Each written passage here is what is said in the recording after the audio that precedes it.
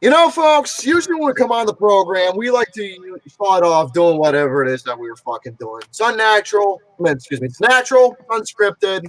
Uh, it's just humor that you folks see that just happens naturally, properly, unscripted, unsanctioned, uncensored, unfiltered, and all that other nonsense. And who the fuck's texting me right now? Okay, so, folks, the show itself, I'm going to tell you all right now, the usual shit that we do. It's a little different this time because the thing is, with all the reports of what's been going on since within the 24-hour time span of what happened to basketball legend Kobe Bryant, it's affected the whole entire nation alone, for basketball fans alone, and the world population. Because whether if you follow the basketball or not, you knew exactly who Kobe Bryant was. Everybody knew the whole quote motto of saying Kobe, or because when they're trying to make a little Kobe, Jordan, yep.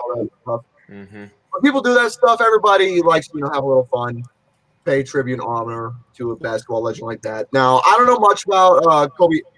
I don't know much about Kobe Bryant's basketball career. I don't know, but the thing is, all I know is that I know he's won championships. I knew he played memorable games with. He won 5 championships. He won. He played multiple games with Shaquille O'Neal. What's part of the Los Angeles Lakers, and with Michael Jordan as well. He was essentially his mentor. Yeah, but like I said, forgive me for not being that knowledgeable because basketball is not really a thing I follow, but knew exactly who Kobe Bryant was. And the thing is, the guy passed along with a few others and his daughter in a helicopter crash out of all fucking things. And it's an absolute shame to hear what happened to Kobe Bryant because a guy like him is a mentor to a lot of other aspiring basketball players out there, and he's done a lot for the NFL despite all the bullshit. It showed exactly how much of a person Kobe Bryant was, despite the accusations and all other nonsense. It was complete bullshit. So, what we're gonna do is we're gonna do a 24-second moment of silence. Moment of silence for him. That long? Because Kobe Bryant's jersey was 24. Okay, fair enough. So 24 seconds, moment of silence. Then I'm going to get to this little rant.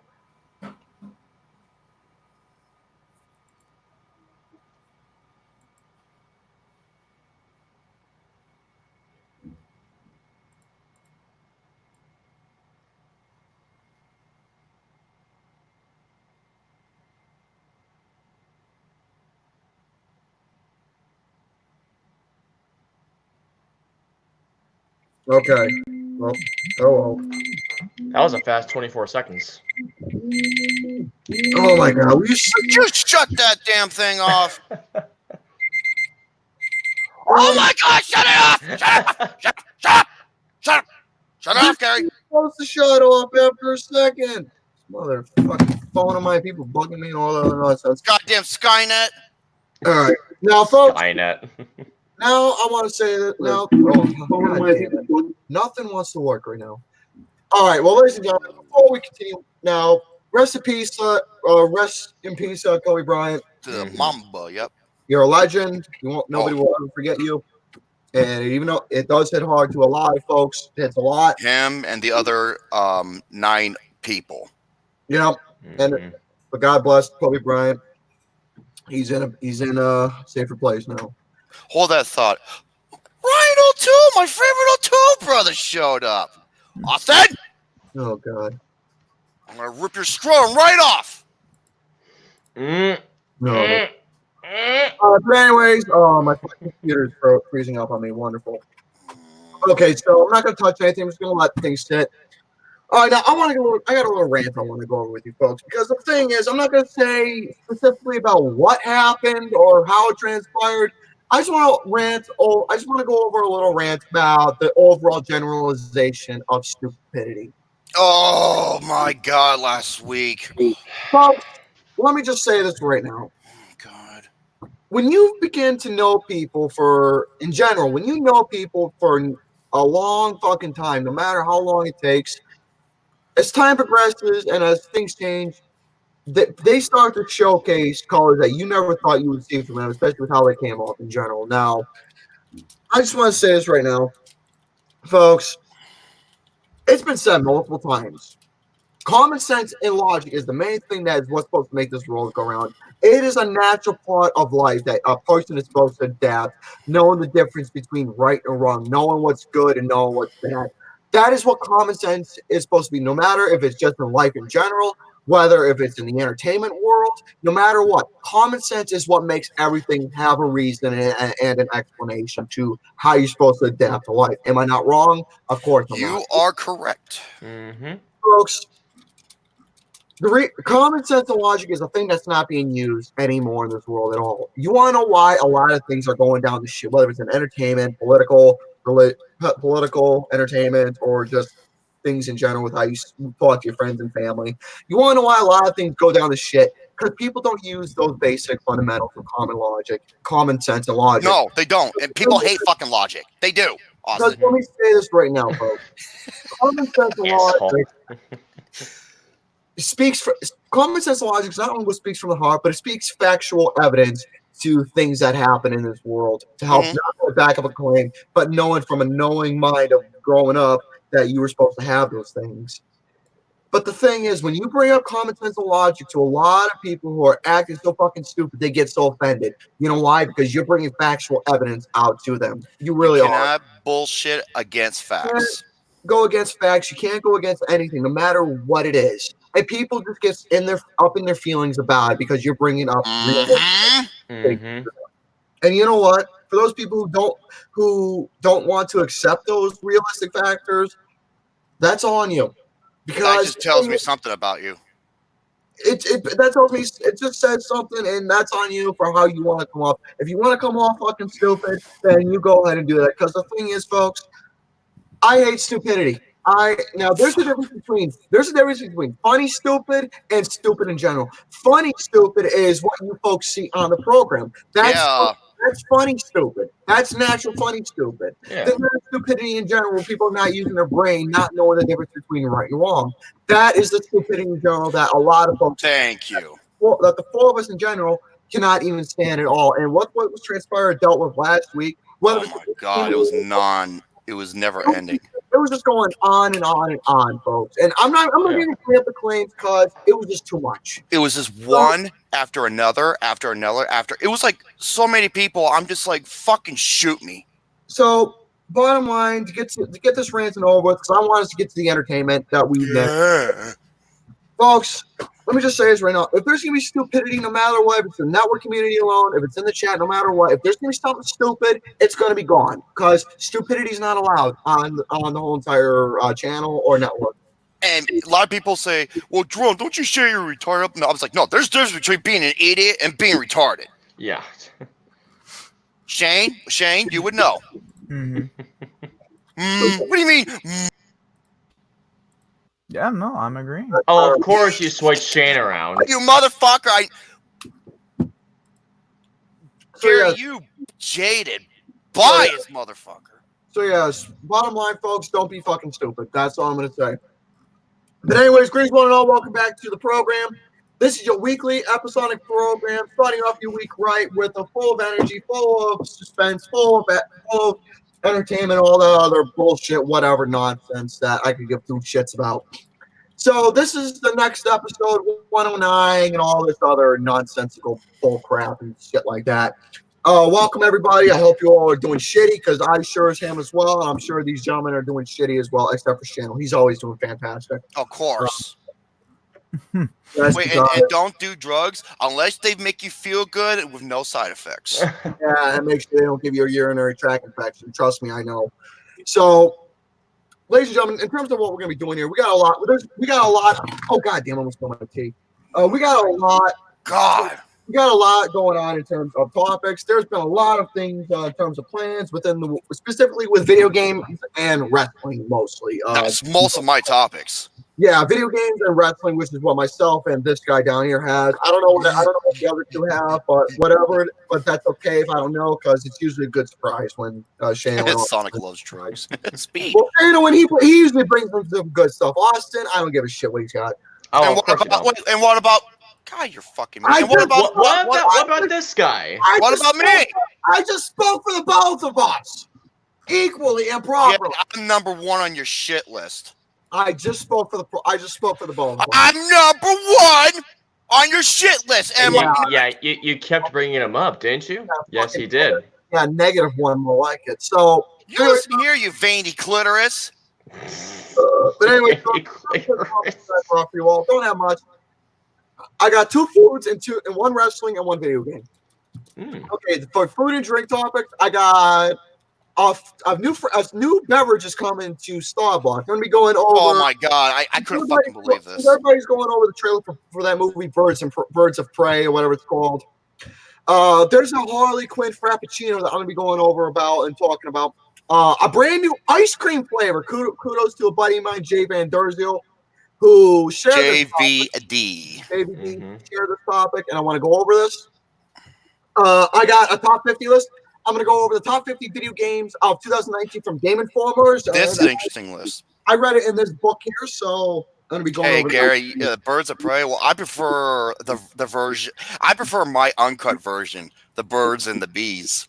Oh my God! I thought that would be a funny joke. Jesus Christ! I'm trying to do some good pacing. So also, I don't know if he's going to do it, but top 10 worst Royal Rumble winners, and no, I am.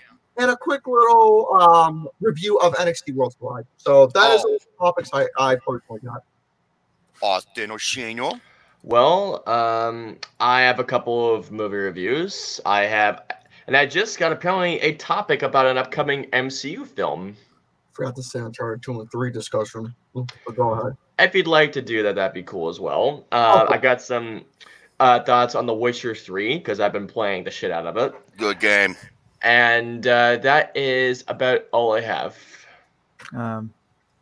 Well, I don't have a whole lot, except I do have a guest here that wants to speak. The very well-known man named Neil deGrasse Tyson. He's in my room currently.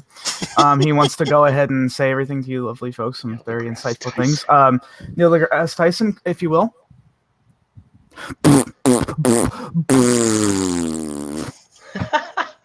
Oh, okay. All right. The exit's on your left as soon as you exit out. All right. Thanks, bud. I'll catch you later. God damn it! Look at my rice!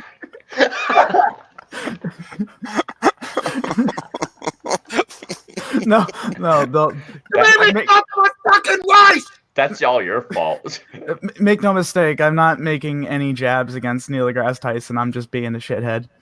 That's okay. He is a lovely man with a lot of lovely opinions about science and everything like that. He is a little too uppity about films, though, but that's my only criticism. Uppity? Oh, no. Uppity is an understatement. By the way, speaking of films, can I make a clarification about something? That's all right. Mm-hmm.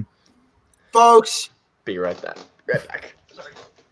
I'm going to speak first person here because I created it in the first off before getting the help. Folks, the network community as a whole, not Facebook, just as a general for anybody who comes on the 2 pages, the NG Tuesday Network, or the Mr. Garrison 96, even though I may talk about film on the page, folks, the community that I created, it's not a film community. It's an overall general discussion about a lot of other things. I just want to get it out of my system real quick. Well, anyhow, Gary yeah, so needs toilet paper. Yeah. Red Wizard needs God. food badly. All right, so anyways, I think that's all I've got. That's all I wanted to do. That was my big thing for today. Yeah. Well, speaking of that, Shane, you know what? In honor of... it's in honor of that. Here comes the kaboom!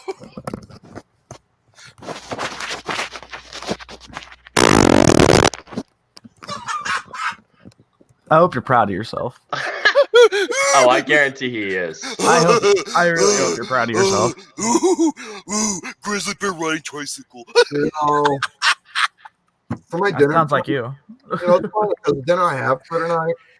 That wasn't weak, my ass. The dinner that I got tonight, it contains something that gives me bad gas. It's a goulash. No, Oh my Might as well be. it's something even worse. No, worse. Worse, he says. Is it barbecue chicken fingers? No, worse. Yeah, I never told you I'm the number one thing that gives me bad gas. Brussels sprouts. Oh, fuck Brussels sprouts anyways. Oh, this is going to be great, isn't it? Oh, did you just... Oh, God. Ladies and gentlemen, welcome to episode 109. You also know what. Gary, what the fuck are you doing? Nothing. Quit whipping your nipples! Where's Giuseppe? I sent him the link. But then again, remember, Giuseppe's in a different time zone. So we'll see. Ladies and gentlemen, welcome to episode 109. Y'all know that was tonight. You know, it's the BOFAS on the sofas. Introducing what's in the tripod. Hey, guys. Austin here. Wonderful, you skinny giraffe-looking dyke. And well, then you I got... am a giraffe, essentially. I might as well be. Sorry about Toys R Us. I'm a scrawny-looking motherfucker. Are you kidding me? Your death scene in the Hangover Free, I was hurt. Now... Aw, that's so sweet. I know, I love that Toys R Us mascot. And then we have the young... Sassy Mr. Girl. Speaking of ass, yeah. Girl, what are you doing? What? Well, What was that? What? I don't know. He was getting his booster shot for the first time. Oh, for God's sakes. And then we have... Shake your Mac, baby! I'm still not feeling it here. I don't know why Neil would go and say things like that. He speaks from the heart. I'm joking. From the heart. I'm joking. And yours truly, a Ruby boy J Money. Fuck yeah. Hey Gary. Hey, what the fuck? Hey! How did I get over here? You tell me. No! You took a trip. Gary! Don't you fucking do it! Fuck ass. Well, I didn't know. I didn't do anything. No, Gary, you keep saying I didn't do nothing. So you did do something. Well, what'd I do? It's called grammar. What? Shane. Yeah, but my grammar didn't sound like I was drunk though. I'm not drunk. Who, that fucking Goomba? Oh my God. And here's what I have to offer. This came out just recently about Doom Eternal that I think a lot of people will love to hear. This is what he looks like. He's like this. Especially after Mario stomps on his head.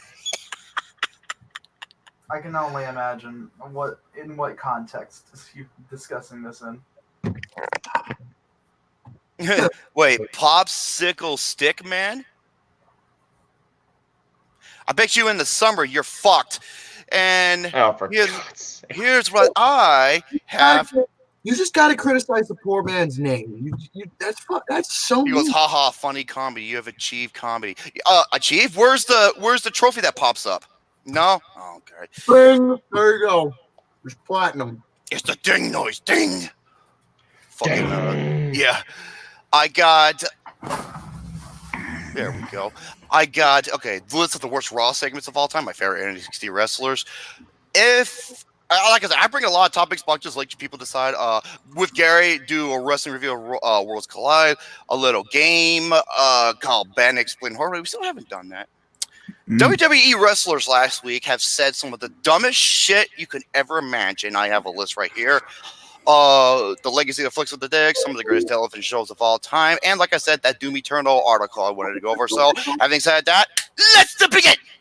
All right, first off. Mm-hmm. Hey, Gary, we can't hear you. You can't hear you, bud. Muted. You're muted.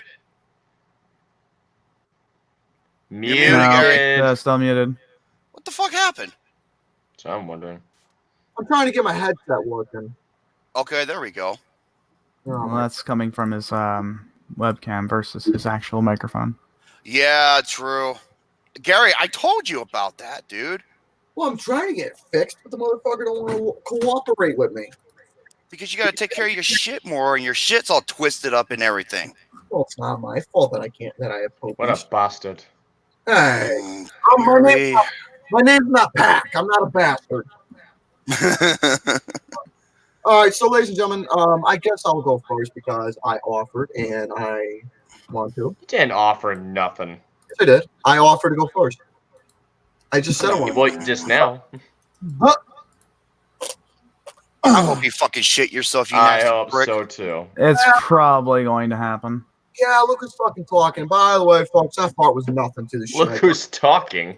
That fart was nothing to compare with the shits I've done before. I've done some amazing farts. Okay, so ladies and gentlemen, I want to start this off because this is the first thing I brought up. I'm going to quickly go over the top 5 video games from Game Informers.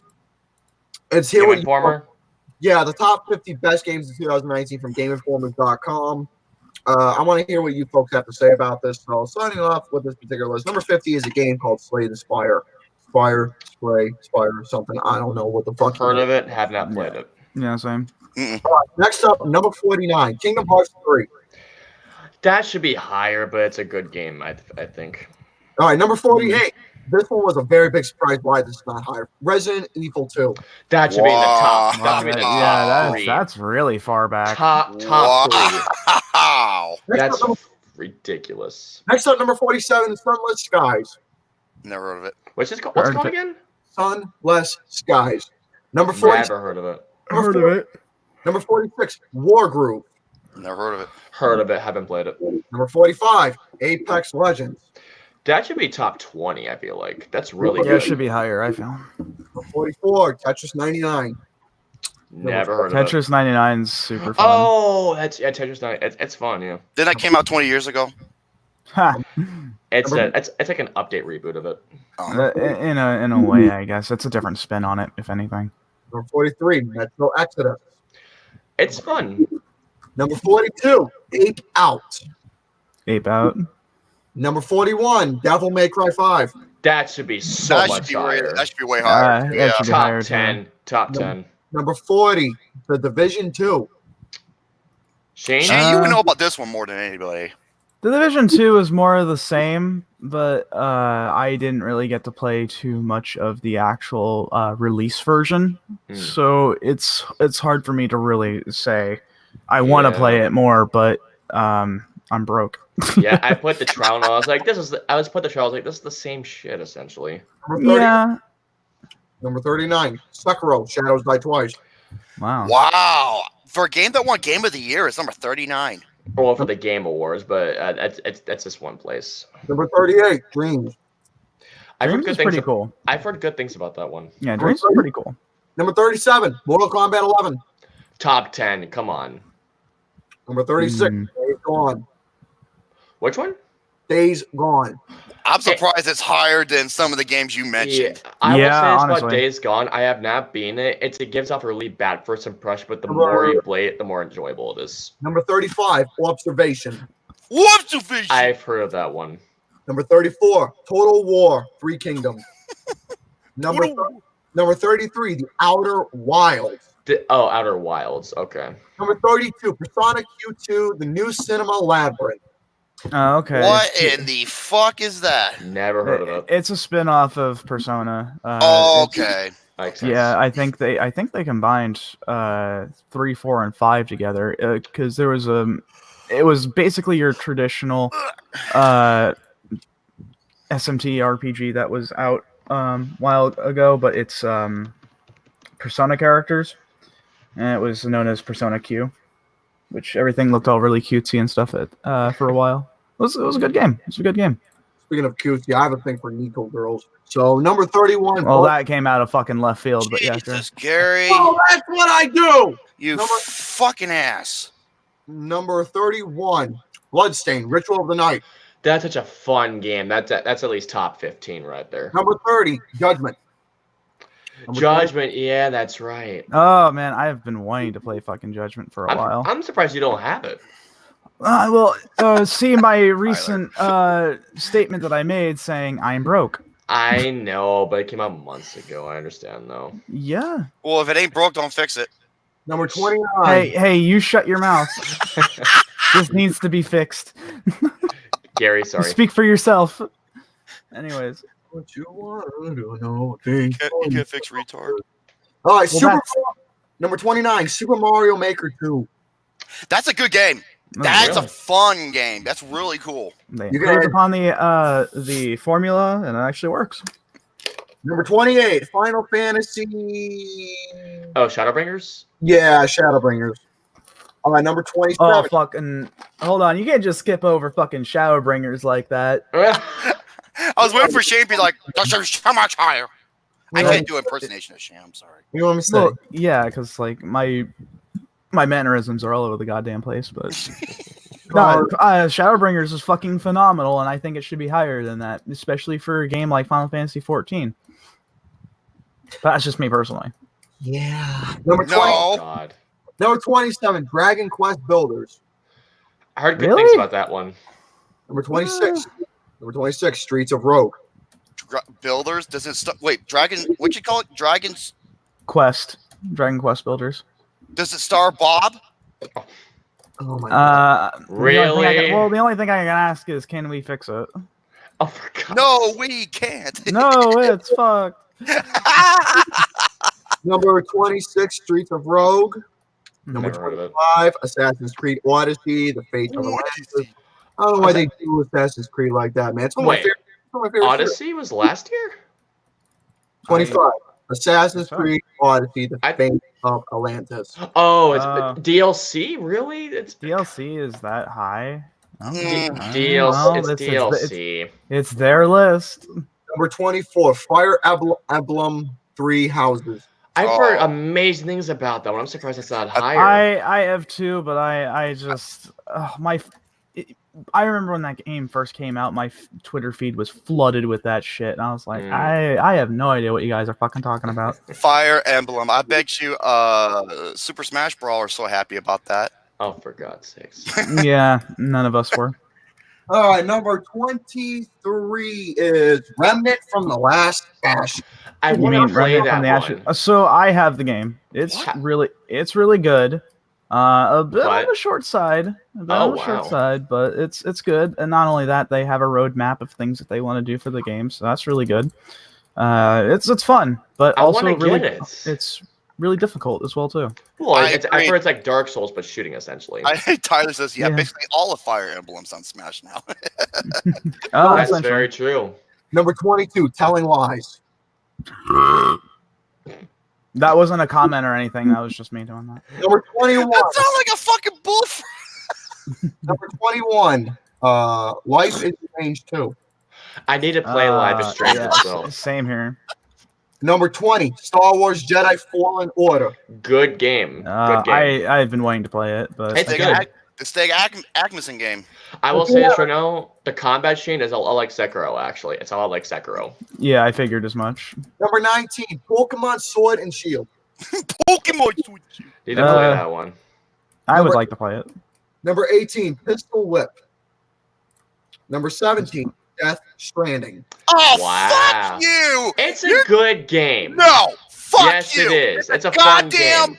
post office, a post-apocalyptic simulator. It's a fun game. I actually played a part of it. It sucks. It I fucking disagree. sucks. I thought there was some quality that was addicting.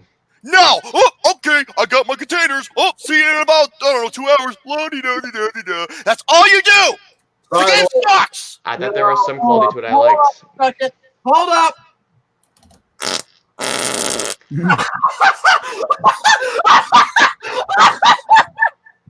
Sweet bastard.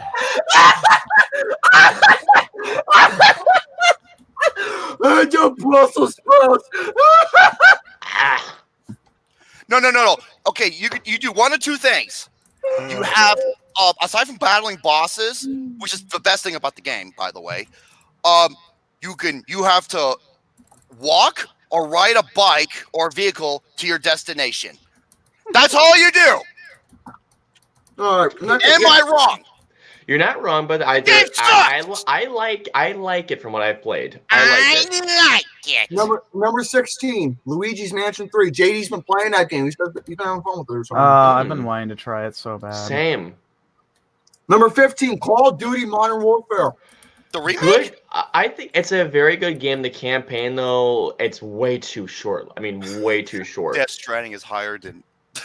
Well, that's all I'm going to do. I think it's better than Modern Warfare, Death Stranding. I think it's better No. than what I played. Yes. This is my fucking Walking.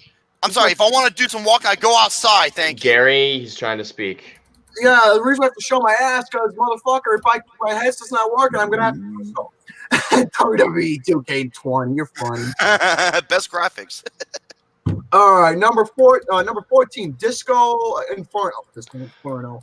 Disco Inferno. That's Disco gotten Elite- so much praise. Disco Elysium, yes. I've heard so many good things about that one. I'll say not the wrestler. He fucking sucks. Number 13, Lonely Mountains Downhill. Never heard of it. Number 12, The Legend of Heroes: Trails of Cold Steel 3. Oh yeah, that's right. They made a third one. Shit. Okay. Number 11, Destiny 2: Shadowkeep. But is Shadowkeep the over Modern Warfare? Really? I would put it over Modern Warfare easily. You be quiet. No, I will not be silenced, you fucking fascist. Okay, Shadowkeep. Gary, you look like a fucking retarded chicken. All right, next up, number 10. Okay. Untitled Goose Game. I heard really good things about that one. Wait, what's it called? Oh, Untitled Goose Game? That's what it's called. It's a goose game. Number It's a fucking 9. goose. Number 9, Magic the Gathering Arena. Really? Well, I mean, okay. If you're trying to make it just like the card game, it wins over in spades in that regard. All right, Except now you can play it anywhere. number 8, Grindstone. I didn't hear what you said, Gary. Grindstone, number 8. Never heard of it. Number 7, Gears 5. I'm actually really surprised it's that high. Hell yeah. All right, number 6, The Outer Worlds. Yes, that's also my number 6. That's my number 6 Gary. as well. Folks, I'm going to be honest. I find The Outer Worlds to be extremely overrated. Shane, I would disagree with you on that. No, I think that's I'm trending. sorry, it's overrated. Number 5, Borderlands 3. Wow. I'm actually But then surprised it's that high up there too. I personally really enjoy it, but others are kind of about it. But I actually really like it. I love Outer Worlds. All right, Shano. Well, that's Outer Worlds. We're on Borderlands. That's Outer 3 now. Worlds, Austin! Get with the program. Fuck! All right, Well, I agree. Borderlands 2 is better. I agree. number 4, Shano, you might like this one. Monster Hunter World Iceborne. Good shit. I think it is very well deserved. Gary, did you just say Ice Bong? No, number 3 for everybody, Astral Chain. Yes! Very nice. About is time that gets Awesome recognition. fucking game. Hey, fuck you, Video Game Awards. For something for best game of the year, for best music. Oh my god. That game is incredible. Number 2, Knights and Bikes. What? What? What did you say? Knife and butter? Knights and Bikes. That's what it's called. Nikes and mites? And Game Informer's Game of the Year is Control. I love that pick. IGN also named it the Game of the Year, too. Control, I will say Control is a very good game, and there are a lot of times where it gets stale, but I'm telling you, once you at least get a quarter of the way through, wow, it gets insane. Your mind's going to be fucking... Speaking of mind blown. Oh. You were just... I'm not surprised that Astral Chain got so because that game is awesome. Yeah, you got some I've been really wanting to play it. You got some Astral Chain. All right, speaking of video games, let's stay on the topic. I want to quickly go over my thoughts with Uncharted 2 and 3. Oh god, such great games. Okay, quickly for Uncharted 2.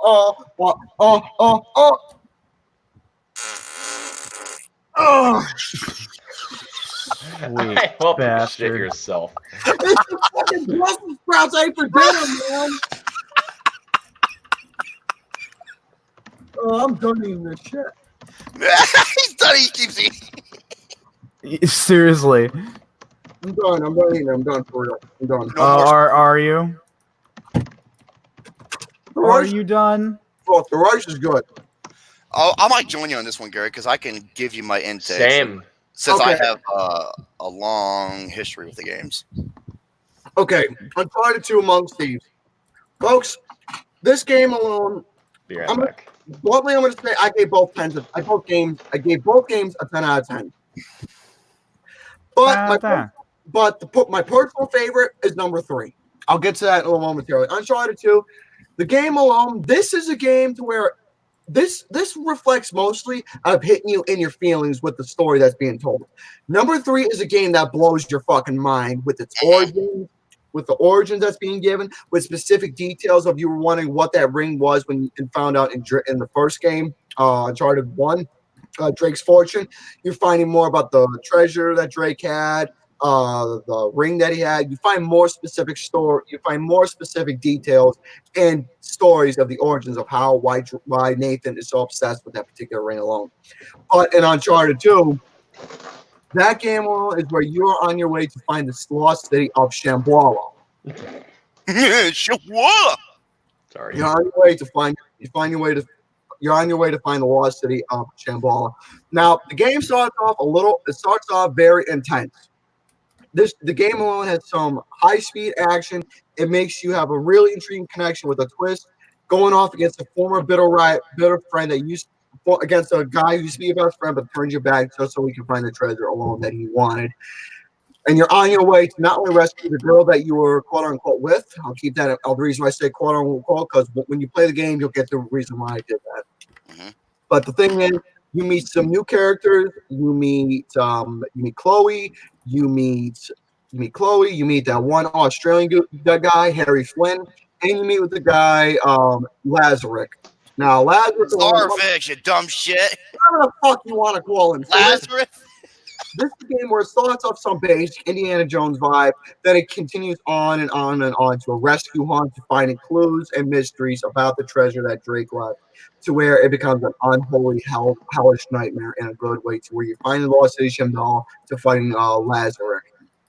Lazarevich! Whatever the fuck you want to call him. I'm just going to call him Pronounce the name right, for Pronounce God's the name sake. right, you damn I'm going fool. to call by his first name Zoran, because that's what his name is. You say that sounds like The Lazarus Pit, yeah. no. Well, I was thinking when you said the guy's first name sounds like one of the main characters from the Power Rangers. All right. Sword on. I'm Sorry, go on. But anyways, folks, Uncharted 2, the game itself is an absolute experience to begin with. You start, like I said, it is a journey to where it just continues on and on and on, and it builds up so much suspense to where I was on one of the greatest train sequences I ever played in terms of The train sequence. I love that part so much. really fucking long, but the thing is, where it's separated in 2 parts, is long, but it's worth it. And the thing is, you get so many obstacles thrown into you at the same time with the enemies, with the fucking airplanes coming at you, avoiding But you mean helicopters. helicopters, planes, whatever. Basically, anything that goes in the air, you're just fighting off. You're fighting off against those, while fighting the obstacles against you. Controls for the game are a lot smoother, and I'm going to say this right now, in terms of specific action sequences in the game, is a little bit more fun with the action alone in this one. So I choose the action fighting in this one a little more because it's much Uncharted 2 has the best gunfights. it's a lot more fluid. Mm-hmm. And you can get much more easier kills. In Uncharted 3, the kills in that, trying to get that, it's a little bit more harder. It's easy, but it's a little harder, a little bit more difficult to get those headshots. But Uncharted 2, it's a little bit more easier to get those kills that you were aiming to get. So I have to choose Uncharted 2 for that. Story alone, it hits you in the feelings alone, especially with the twist ending and what transpires. I'm not going to say what for those who haven't played the game. It is a mind fuck. And also, the game itself has a lot of funny ass quotes involved. Mm-hmm. Chloe especially specific in that one. So 10 out of 10 for Uncharted 2. Uncharted 3 is my personal favorite one because all 3 games bring those elements combined, but 3 is the one where it really takes the cake for me. It brings puzzle, strategy, action, suspense. Puzzle, strategy, stealth, action, platforming. Those things alone to its full entire advantage and bring in a whole worldwide specific and much more variety and creative values in Uncharted 3 that I personally got in that one. And I really admire the creativity that was given with everything. The puzzles alone were genius. It was It has the best puzzles in the series. It was genius, it was creative, and it really does give you something to really keep you going and keep you busy. The dialogue for the whole game was a lot more entertaining and engaging. Oh, it was funny. I absolutely love the fucking references that they gave. Mm-hmm. I was so fucking satisfied with that. Also, The story alone is, even though the Uncharted 2 had one sequence, Uncharted 3 had so many things that transpired that it was an absolute fucking nightmare in a good, and I'm saying that in a good way. Oh, what happens? Yeah. So many things transpires that just keeps you on the edge of your seat to where you just need to keep playing. And I love that experience that you get from Uncharted 3. So my formula for Uncharted 1 for the Uncharted game 3 is this. Uncharted 1 is an introduction to what you're getting yourself into. It's more like an engaging interest. Uncharted 2, it just hits you in the feelings with emotions. Uncharted 3, it's just an absolute mind blowing. Folks, these 3 games are just absolutely phenomenal. I personally say Uncharted 3 is my personal favorite out of all of them. Now, I got to play Uncharted 4. I want to know what that's about. I'm going in blind. I know nothing about it. So for folks out there who's played Uncharted 4, please no spoilers because I want to go in blind. Dude, I can't wait for you to play Uncharted 4 because that game is awesome. So 10 out of 10 for both Uncharted 2 and 3. I'm done with that. Oh, Jesus Christ. You and your Brussels sprouts, man. Hey, man, that's from the fucking thing. Jeez. I do nothing. Hey, Gary, you're on mute, you dumb shit. I'm fucking dumb. All right, moving on here. Moving on here. Oh, my God. All right. Let's talk about some food, shall we? Yeah, that's last. Well, I was gonna say if we're still on the gaming topic, I can give my quick thoughts on Yakuza 7 because you guys have seen me play it. So, God, that was funny last night. Yeah, so let me just say this: I first off got to play the demo. I went through the process to making a Japanese PSN account just to do this. Oh, yeah. Wow. Yeah. You couldn't read anything. I could not read shit, but you guys can still see that I knew what I was doing because the game is really easy to understand. However, I will say it is fucking bonkers. It is a bonkers game, and I love it. I will say that the combat system, the turn-based RPG style that they're going for now, is a bit jarring at first, especially if you're used to playing the other titles. However, it doesn't take anything away from it. In fact, it just adds more to it. Like, I called in the fucking lobster cavalry to come in and help my ass out. Like, it is just a great game. It really is. It's fun. I really can't wait to get the actual translated version once it heads stateside. That is a day one buy for me. Easy. It looks like a very fun game so far. Also, yeah, I threw a guy in uncommon traffic, and he did actually get hit by a car. That was hilarious. The game itself does have a lot of unintentional comedic value to it so far. Yeah, it's, again, subverting expectations. Masterclass.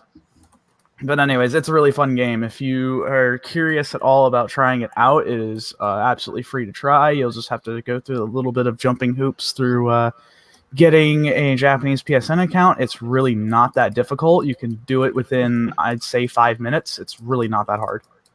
It's really easy. So just navigating the menus is going to be a little difficult. But other than that, it's a fun game. Real fun game. Can't wait to get it. Nice. Good fucking shit. It is fun.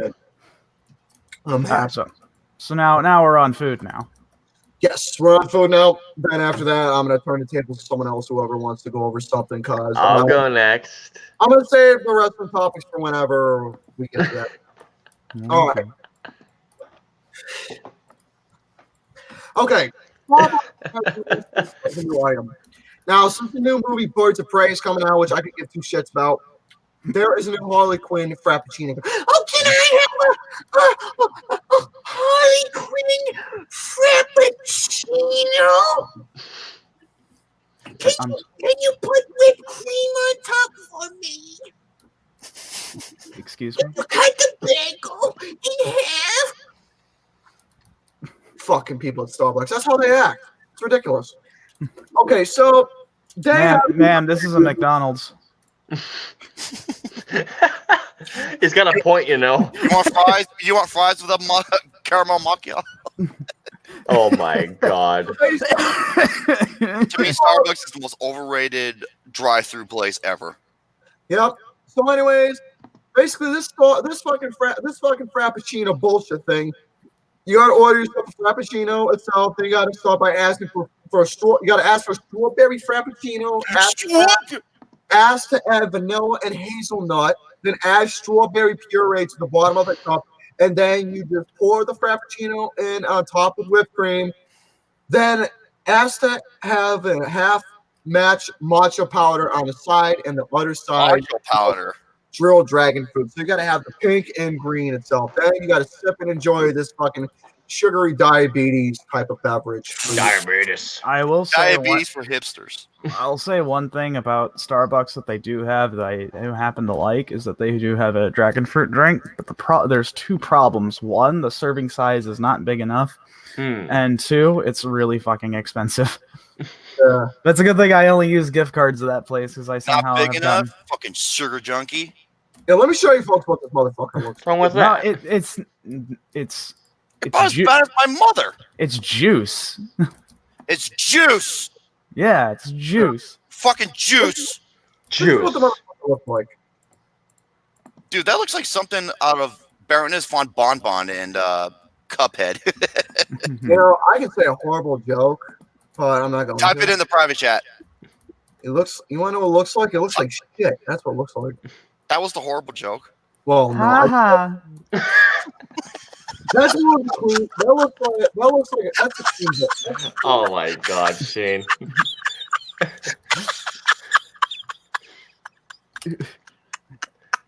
Jesus. I wish for you to lose.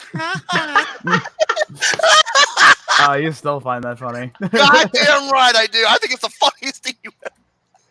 I think it's the Oh funniest thing you said in a God. long time, especially in retaliation for what I said. I said the joke in the private chat, but that was just a cleaner. Okay. Oh, okay. Thank God you didn't say. No, I'm not wrong. Yeah. It looks. I'm gonna tell you, it looks like a diabetes type drink, like that unicorn motherfucker thing they had. See, they come up with some stupid shit. I'm not going to lie. Tyler said it best. That looks like a nice sugary death drink to me.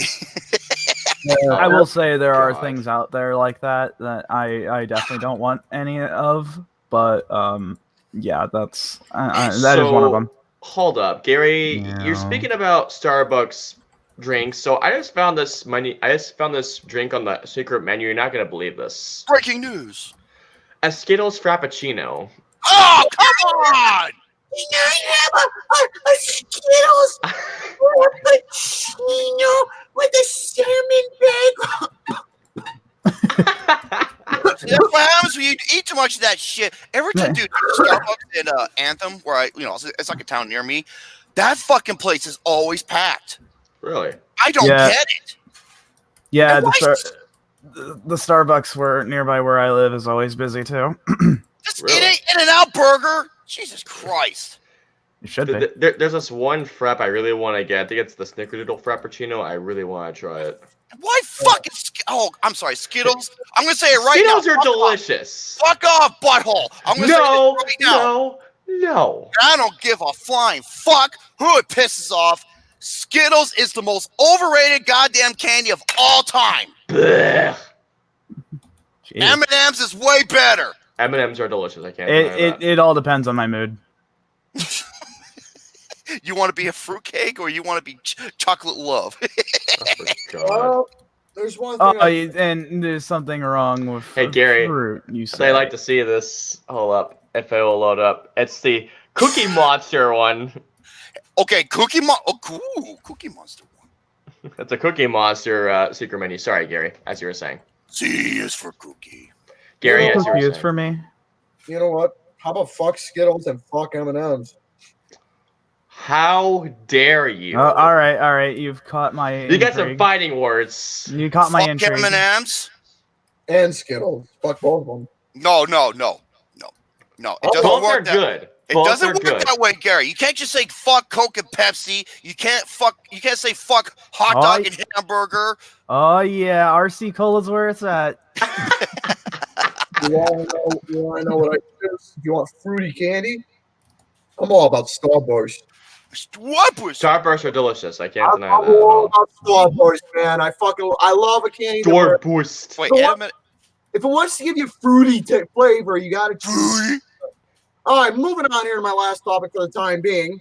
Peanut M&Ms. They're I my want to go favorites. over something that JVD shared on. Oh, yes, please. From this website called thejunkfoodaisle.com. And when I saw this, I was thinking this caught my attention. Not only does the package look very intriguing from the way it's designed, but the ice cream flavor alone. It's supposed to be a vanilla. It's supposed to be a basic vanilla with a blend of cinnamon toast crunch cereal flavor.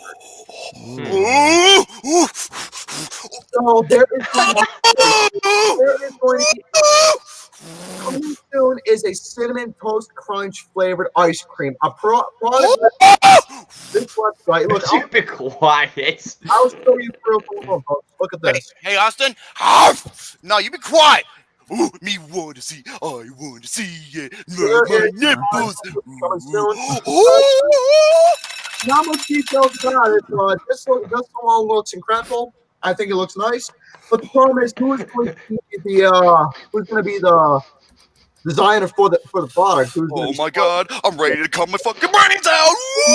It's going to be It's like showing a monkey a banana. Yeah, no kidding. Is that a banana in your pocket? Oh wait, actually, it is a banana. Hey, I want to see it again. Get it. Put it back on the screen. Put it back on the screen. Jesus. Second messages. Beating time at the zoo. Say please. Why don't you check your messages? Check your messages, yeah. Yeah, then you look at it. Ooh. I just had a thought, but go on until we do the next one. That's what I'm gonna really say right now. But the thing is, there's not much details. There's not really much more specific detail about it in terms of when it's gonna come out. All it is that the ideal concept was just announced. I just gotta say this real quick. Joey Casey says something funny. It says, "My wife is a monster," and it shows a bowl of Skittles and M&Ms mixed together. Oh my god! Yeah, I've seen that before. That's funny. Yeah, if you want me to give my own personal perspective of what I think about this particular ice cream, I like the concept a lot. Dude, I want it. Of course you do. The Cinnamon Toast Crunch is the best cereal out there. It really is. Damn, it is. It's the greatest cereal of all time. I agree. It's like I said beforehand. It's supposed to be a basic vanilla ice cream with the flavor of cinnamon toast crunch. Well, then again, look at cookies and cream. All it is vanilla and Oreos mixed. Oh shit! And it's delicious. Oh crap. Shane? Oh fuck! Don't tell me he's having connection. He'll be back. I didn't do it. Makes me okay. Is this General Mills making this ice cream? That I don't know. There's not much detail except the idea, the concept idea was just announced. That's it. There's no really more specific news about that except just the idea. Now, I can't wait to see when it's going to come out. Who is going to be sponsoring the ice cream? Who is going to be making it? Who's the company? Whether it's going to be Ben and Jerry's, Turkey Hill, Panda Paws or something. I don't know these other ice cream brand names. You know what, Tyler? I agree with you. Now we need more cereal ice creams. That can work, man. I mean, it could be a nice little idea. There can be Fruit Loops. There can be. You watching that one?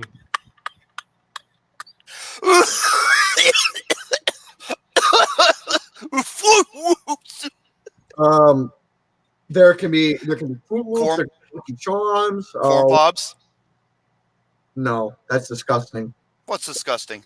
Corn Pops flavored ice cream. Oh, you actually said it pretty good, actually. That's disgusting. Blueberry ice cream. Oh, fuck. Well, yeah, there is such thing as blueberry ice cream. It's the blueberry cotton candy flavored ice cream. That's what it is. It's blueberry flavored cotton candy ice cream. Hey, there's Channel Mag. That's better. That's better. So that is my topic for now. Who wants to go next? I'll go next. Randall, you said you want to offer? Oh, for fuck's sake. Well, I had a thought. I'm not sure if you guys are still wanting to do the suggestion that I had given a few days prior. Well, the thing is, we got nothing to argue about. That's the thing. You got nothing? Okay, I was going to say, if you had anything. Oh, yes, we do. Like what? Skittles and M&Ms. Told you. Oh, On Starburst. Or Coke and Pepsi. Coke is better. Coke is better. I'm all about Pepsi. Fuck you. What about that fucking battery ass Pepsi shit? is good, but Coke is better. Pepsi originally was a medicine. Okay, you want to know what? You want to Yeah, know why they Coke is killed better me. than Pepsi? Coke is better than Pepsi for one specific reason. Coke. Yeah, You want to know when you go into restaurants and then you say, "How about Coke?" and it's like, "Is Pepsi okay?" No! Don't say Yeah. that. Fuck you.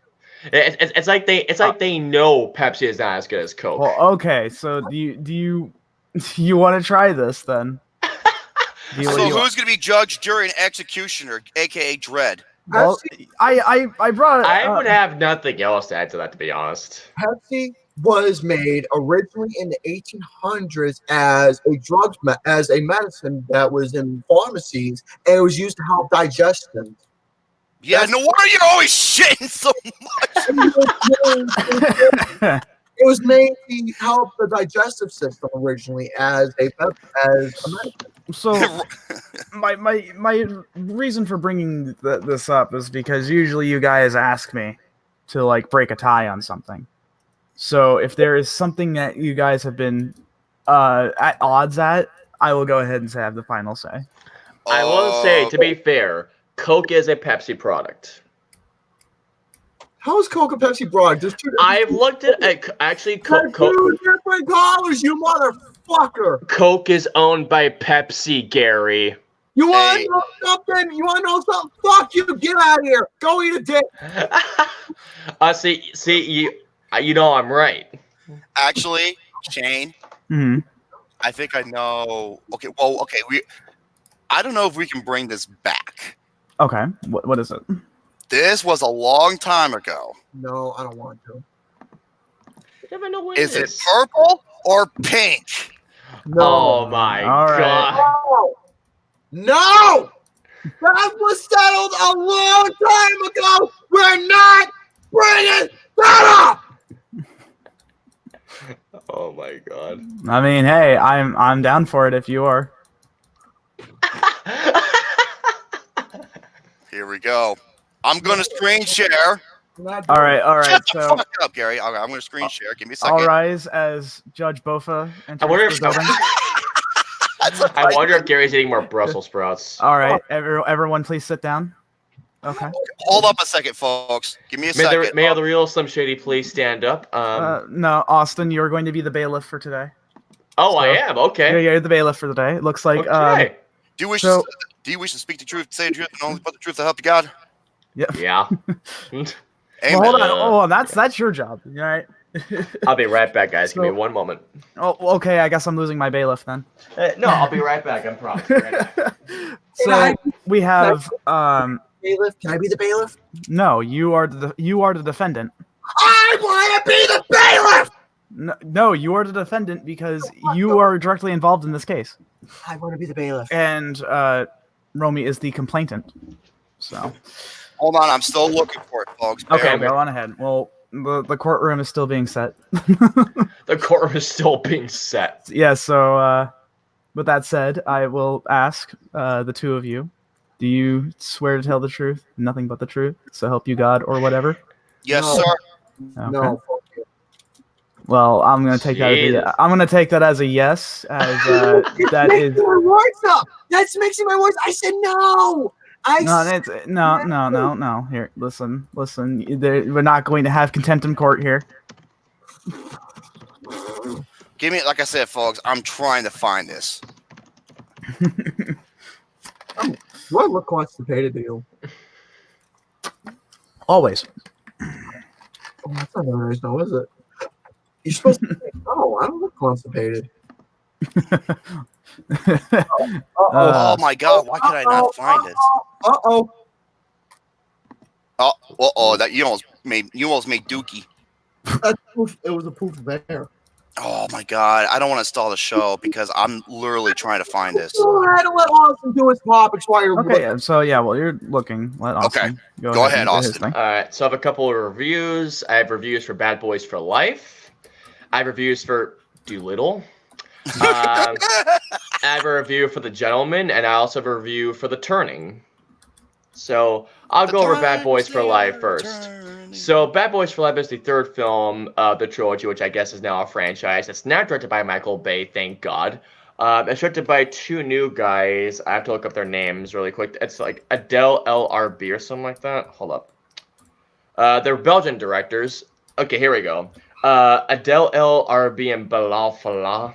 I think that's how you pronounce their names. I'm probably butchering their names so badly. But Probably. yeah, I wouldn't be doubtful. But basically, this takes place about 17 years after Bad Boys 2. And let's just say, I can't say really anything much without giving anything away, but let's just say there's a hitman that's going after targets in Miami, where, of course, Marcus and Martin Lawrence's characters, where Will Smith and Martin Lawrence's characters are. And after something happens to one of the characters, basically they decide to go after the assassin. Enough said. So I had some hope for this one, but it's a January film, so I walked in with a lot of reservations. And I can say right now, Bad Boys for Life is really good. I heard it was actually surprisingly good. It's the best out of all the Bad Boys films, which honestly isn't saying much because I like Bad Boys 1. 2, not so much. Garbage. But Bad Boys 3 not only has the great banter from Martin Lawrence and Will Smith, but also has awesome action where they don't shake up the damn camera like that Michael Bay does. There's no quick cutting action.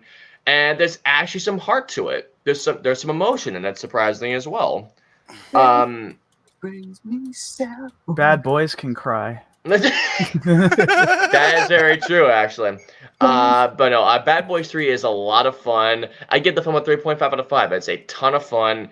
If they do happen to do a Bad Boys 4, the same directors were involved with that one, I give it a shot. I really would. Let's go to Doolittle now. You want to know what I think? You want to know what I think you feel about that movie?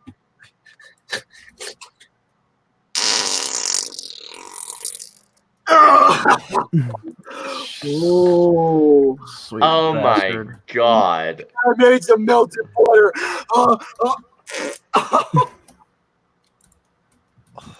Jesus. Anyways, before I was so really interrupted. Yeah, honestly.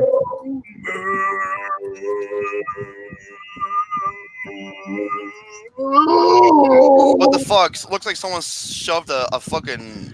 I need to call an exorcist again. I honestly think the aliens are trying to communicate with us, only through him, though. Unfortunately, I will say to our otherworldly friends, please do not use Gary as a conduit. Another thing I was going to say is that because of that reason, that is why the aliens don't visit us. Anyway, so now for Doolittle. Okay, so I'm just going to be clear off the bat. A lot of people think this movie is absolute garbage.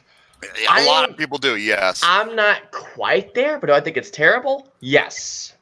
I don't think it's an absolute abomination. I think there's a couple of redeeming factors, which there are very, very few. Like, for one thing, well, first of all, before I go on to that, Robert Downey Jr. stars as Dr. Doolittle, and he basically only cares for animals after certain things that happen in the beginning of the film.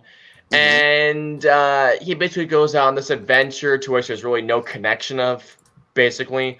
What I can say is this. Robert Downey Jr. is trying his best with what he has because the script is garbage, to say the least. The CG, for the most part, is absolute garbage. It looks like it's unfinished. Oh, my God. And here's the thing. The film went through a lot of reshoots. And I mean, a lot of reshoots now.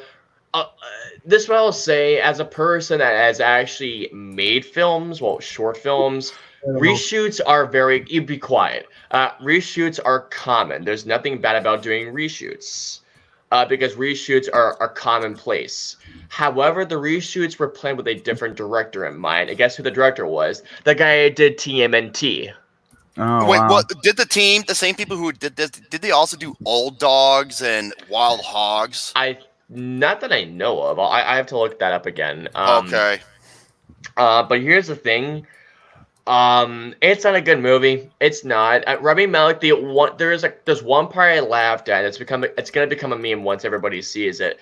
Rami Malek has a part in which he screams as a gorilla, and I don't know why the screaming had me laughing my ass off. And I said to my boss, "That's gonna become a meme, dude." And yes, there's a part with the dragon actually farting out a bagpipe. It's stupid as all hell. Wow. Oh, it's stupid. Sounds like our show. Yeah, no, except that here it's actually spontaneous and it's funny. I thought about to fart again, Gary. Fart. Wait, Sia Cougar says I heard there's a scene involving a dragon that made people cringe. That I was one of the people that I cringed. I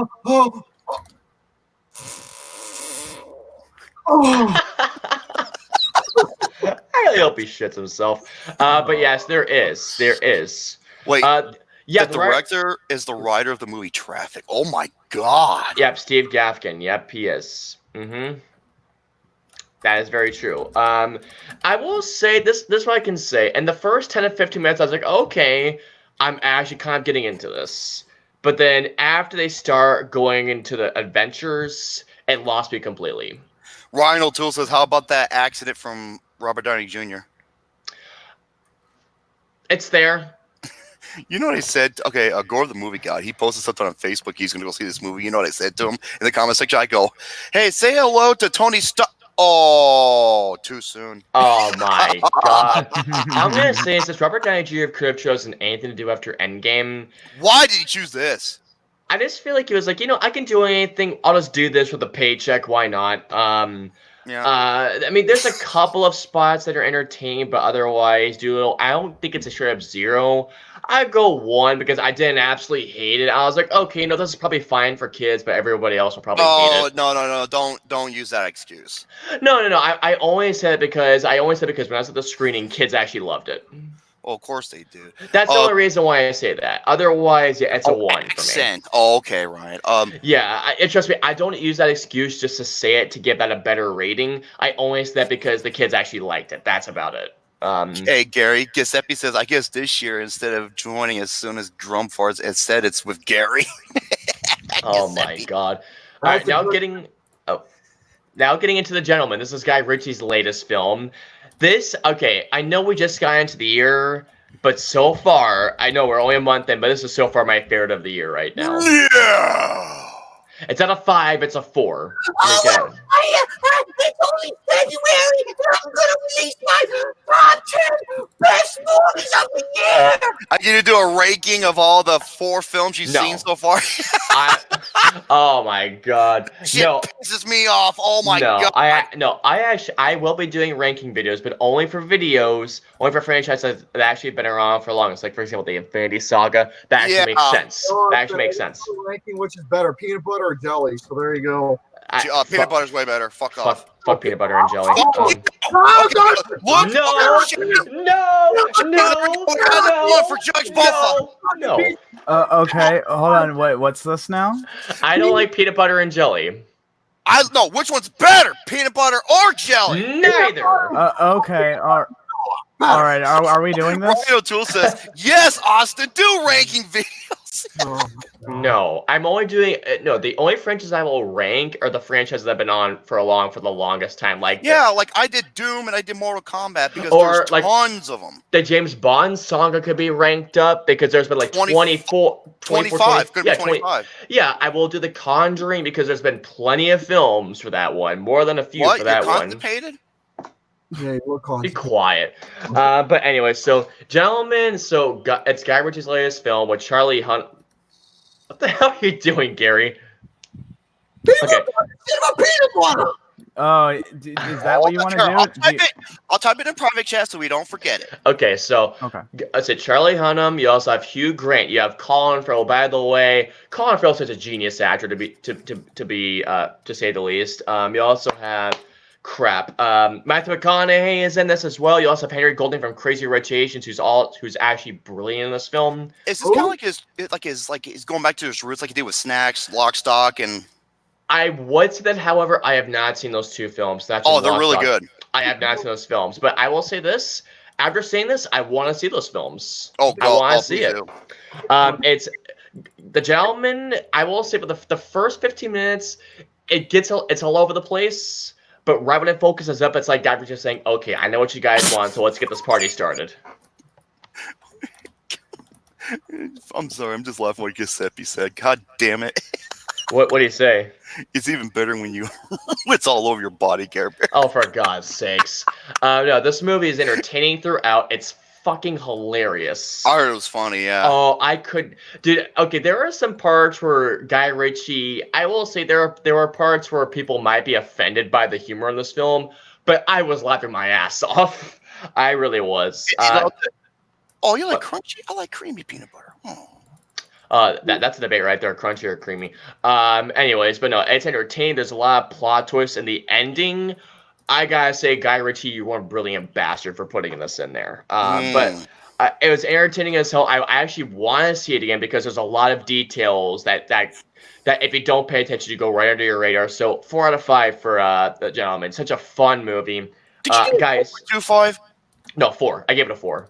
Originally, I did go 4.25, but after I thought about it a little bit more, 4 sounded more appropriate. At least that didn't happen in the video. So Now I go into the turning.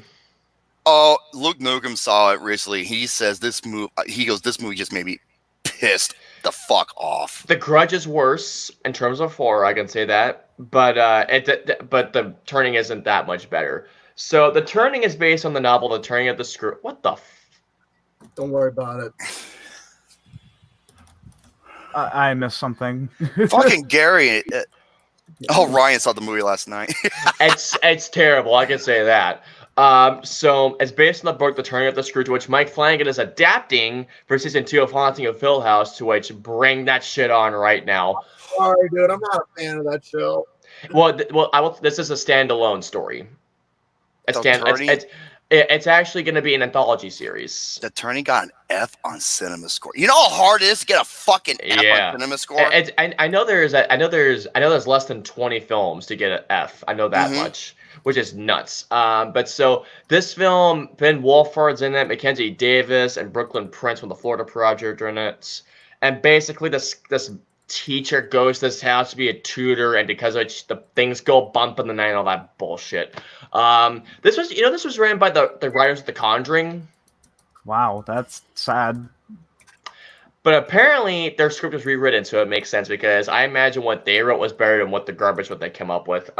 This film sucks, enough said. The scare, there was one scare that actually kind of creeped me out, but that you can see every scare coming, you see every character going. It's not, I wouldn't say it's boring, but there are stretches where it's just setup after setup after setup, and nothing's paid off, and the ending is there's no ending to this movie. There's no ending. I heard the ending to this movie, it just made it way fucking worse. The ending to this film, it's like The Devil Inside, essentially. Oh gosh, you watch it for fucking, it was a waste of your time. It really was. I literally, there are these 3 people that were to my right that sat during the credits. I was like, okay, and because there's credits that were rolling, but there's this footage, and I just thought, okay, and I shot up out of my seat and I walked out of that theater as quick as I possibly could. Ryan O'Toole says they ran out of their budget. Oh yeah, I feel like they did. They should do what Cats did. They're trying to fix the CGI with DLC. Oh my god! Do the DLC with the ending. I can't believe they did that. Oh great! It's gonna be another Mass Effect 3. Turning 0.75 out of 5 stars. It's garbage. Mike Flanagan, I know you can do good by the source material. Now, really quick, I want to go into a gaming topic really quick. Okay. So, Witcher 3 came out a couple of years ago, and awesome game. I am doing my research for the best games of the decade. Yes, Romy? Hello? Yes? Yes, I know, but my list is almost done, and I can tell you what I have on my list later, Romy. I will tell you later. Okay. I know Shannon's gonna be like, okay, Persona 5, Bloodborne, Dark Souls 1, Dark Souls 2, 3, spoiler, the DLCs. Spoiler. I actually wouldn't even put Dark Souls 2 up there. I know. Dark Souls 2 is a good game, but it's not great. It is good, but it's funny because I have a friend of mine who actually really enjoys 2. It's like his favorite. And I was it's good, but Dark Souls 3 is the best out of all of them. It's the hardest. I'm not even sure. It's very hard for me to figure out which one's the best, to be quite honest. Between 1 and 3, I really don't know. I got some that's hard. You stop. Anyways, okay, so Bloodborne's actually my top 5 of the decade. Enough said. So The Witcher 3. I started playing it actually a couple of years ago, but I thought the beginning was too slow. And then I started playing more last night, and now that I'm actually past a couple of parts, god damn, this game is awesome to say the least. Told you. Oh, it's a great game. It's great. And I will say this as well right now. After I finish the game, I will want to continue the TV series on Netflix. Good shit. It's a game that I have it on PC as well. It's some of the best graphics I've ever seen, to say the least. Oh, it's and the world is massive. It's humongous for a game that has. I think the game as a 50 million budget, it does not deserve to look as good as it does. No, it does not. I'm surprised it didn't cost twice as much. The world is huge. The characters are great. This is only impressions. The combat is addicting, to say the least. And let me say, some girls in that game, oh my god, they're hot. Yeah, but they're League of Age.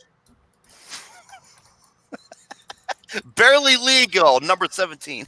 Yeah, it was nice seeing you on Teen Moms again. Oh, for God's sakes. The youngest girl I did it was 19, Gary. Yeah, 16 and pregnant. I thought I spotted you on the Maury show. Oh, for God. You are the father. You are the father. Anyway, wait. So, what were you saying? Jerry makes us like Mike says Jerry Lawler. My TV series is better than the game. I can't agree with that at the moment. It's really not better than the game. But the game so far is terrific. I can't give an actual score, but the game right now is terrific. The first couple of hours are slow. They are. But after you get to a part that involves a witch, well, actually, no. Actually, it gets to a part where you involve the Bloody Baron. That's where it gets good. But once you get the quest of the Bloody Baron, it picks up and it's really investing. But yeah, so far, loving it. I can't say it's gonna be my. From what I've been playing right now, it actually might make my list for my top 10 of the decade, and that's all I got. Okay. So are we doing this thing for peanut butter? Skippy, we are. For peanut butter. So we're doing. So no. Okay, I want to do the purple one first. Okay. All right. So. Okay. All right, so we have the complainant, Romy, and the defendant, Garrison, and deciding the case of is it purple or is it pink. So we'll let the complainant go ahead and provide his evidence first. Please. Yes, ladies and gentlemen, a long time ago we were playing Project Brutality version 2.03. No, you're okay. Version 2.03. We were able to play this version since Andronum supports that. It doesn't support 3.0. But here's how it. Jerome the Gorilla. Here's how it works. Gary, when he was when you're playing as Doom guy, you have the Praetor suit. This is Doom, the classic Doom, but for this generation's source ports. Mm-hmm. He wanted to make his outfit purple. Okay? And of course, mine's the dark blue. He goes by the name Purple Rain, and I go by Blue Balls. Purple Rain. No joke. Jerome is Tarzan. Yep. Who's my Mary Jane? Hi. And I don't mean weed. Yeah. So, Aw. and then Gary, I looked at Gary, and I'm just like, what the fuck? That's not purple. He goes, it is purple. This has been going on for years. And I am right. No, you're not. Hold on, Gary. Let Romy ladies and gentlemen, provide his case. Yes, ladies and gentlemen, I'm going to screen share what I took a screen share of this, and I'm going to show you what it looked like. And you tell me and I have a picture of what his outfit looked like when he made it purple. Here we go, ladies and gentlemen. Okay, so you do have evidence to prove to everybody. I don't know what's going to be a bigger burn, me with Gary or me with Lucas and Super Metroid. I'm so mad that was not recorded. God damn it. Yeah, the deal is, You kicked Lucas's ass. Come on. I didn't kick his ass. I fucking prolapsed his ass. Okay, here That's we go. very true. Sweet bastard. All right. Okay, I think it's this one. Okay. Mm-hmm. I am screen sharing. Get Bear? Oh, wait. I screen shared the wrong picture. Give me a second. You motherfucker. Okay, hold on. Application window. Not my entire. Okay, hold on a minute. Is it this one? I No, I did the wrong one again. God damn it! It's in an opposite. It's in an opposite. Opposite day. Okay, here we go, ladies and gentlemen. Go ahead, Gary. Folks, this is what his suit originally looked like. Yeah, that's a dog purple right there, like a medium purple. That's a medium. Hold on, Romy. So you're on the side here. You're saying this is pink. This is pink. Now, Gary, hold on. Let me continue in this case. He believes this is purple. No. First of all, that is a very violet / pink. Now, yeah. No. Now, here's what it looked like when he changed. Gary, please let him do his thing. He's presenting his case. Hold on. This is what it looked like. Now I'm going to unshare. Now, this is what it looked like when he changed it. Okay. I actually like that color. Oh my God. This thing, I swear to God, sometimes the thing is like. I like that one color though. Be quiet. Here we go. Go ahead. Yeah, you told me to tone it down to a darker purple. Now that is purple. That's purple. Purple. Okay. Dark shade. Austin, you're not doing your job as a bailiff. I'm gonna have to ask you to rough Gary up here for a minute. Gary. Yeah, Hey Gary, I'm sorry, but what I see here, that's purple. All right. So, Romy, do you have any other forms of evidence to prove to the court today? These, I have to show you the screenshots. I wish I could do a side-by-side, but I can't because that's not how it works. I showed you the first one. He believed that was purple. No, this is purple. And if you go to Google Images and you type in what purple looks like and what pink looks like, the outcome turns out what I just showed you. This right here is purple, and the photo I showed you before is pink violet. Now, Roman, may I see the previous photo just once and compare? Oh, yes. Okay. I wish compare. I could. Actually, I wish I can. Right here, I'm going to take a picture of this really quick. Give me one moment. Well, I can share screen the whole screen. No, it's okay. It's okay. No, I got it. Okay, so I got the picture of this one. Now show me the picture of the other one. Okay, here we go.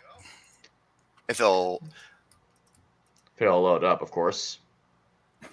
Actually, here, I'll do it. I just realized the camera on this phone is a badass. Holy crap! No, it's the complete opposite of mine. Mine's fucking potato quality. Mine can record in 4K.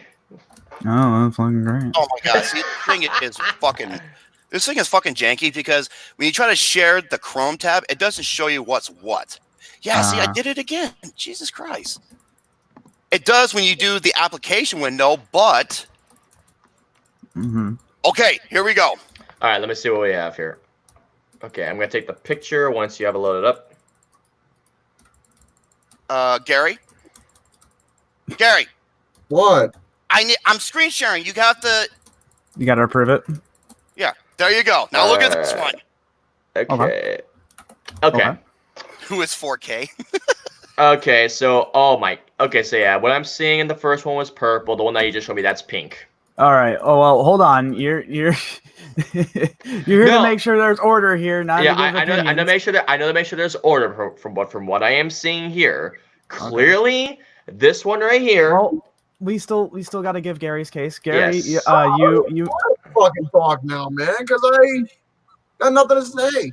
What do you mean you have nothing to say? You don't have anything to defend your case? Yeah. Not anymore because not anymore. So there you go. What do you mean not anymore? I don't have nothing to say anymore. I tried saying it. I'm not going to. I don't want to. No, you say it. I want to hear your case. Ew. I don't want to hear. Yeah, this is how this generally works. Yeah, if you're not going to provide, how it works, Care Bear. Because if you're not going to give because the thing is you first let the complainant go ahead and give their case, and then the defendant gives their case. I fucked it up. That was my apologies right there. That's what, and of course, just let them do their thing. I would do the same thing to Romy as well too. I'll be right back, guys. If he was starting to get rowdy. Now, bring your case forward and tell us why you believe that it is purple. all I was doing was just adjusting my uniform to a purplish color, and I changed it to what it looked to my eyes a violet color, a light violet type color. Okay. And he got on my ass about it, so I changed it to a darker shade of purple. That's commonly known. Okay. But That's okay. That's all. That's fair. I will say though that the that does provide a little bit of context, but at the same time, it still doesn't explain the case of you saying it was indeed pink or purple. It didn't even look pink to me. Okay. It looked like a very light shade. Okay. Do you have any things else to back up your claim, or is this just what In you're going terms with? of that, I thought my uniforms looked very nice as I type of shade. Well, I will say it did look very nice. It it brought out the color in your eyes for sure. But at the same time, fucking pretzel about it, so I had to change my uniform to the darker shade of purple that it is right now. And if I change the back, he'd be a pretzel about it. So there you go. okay. Well, if that's your case, then if you have any other final say for the both of you, I will go ahead and make the decision. In the end, it doesn't even matter because I'm not going to win anything anyway. So there you go. That's not the point of the thing, Care Bear. This is just to settle stuff. This segment is to allow us to settle things. I'm not going to win any money out of it, though. I'm not going to. Oh my God! This ain't Judge Judy. This ain't Judge Joe Brown. I'm not going to win no money out of it. So there you go. All I'm going to get is All right. All I'm going to get is a slap on the wrist and say you're free to go. All right. I'll go ahead and start making my decision.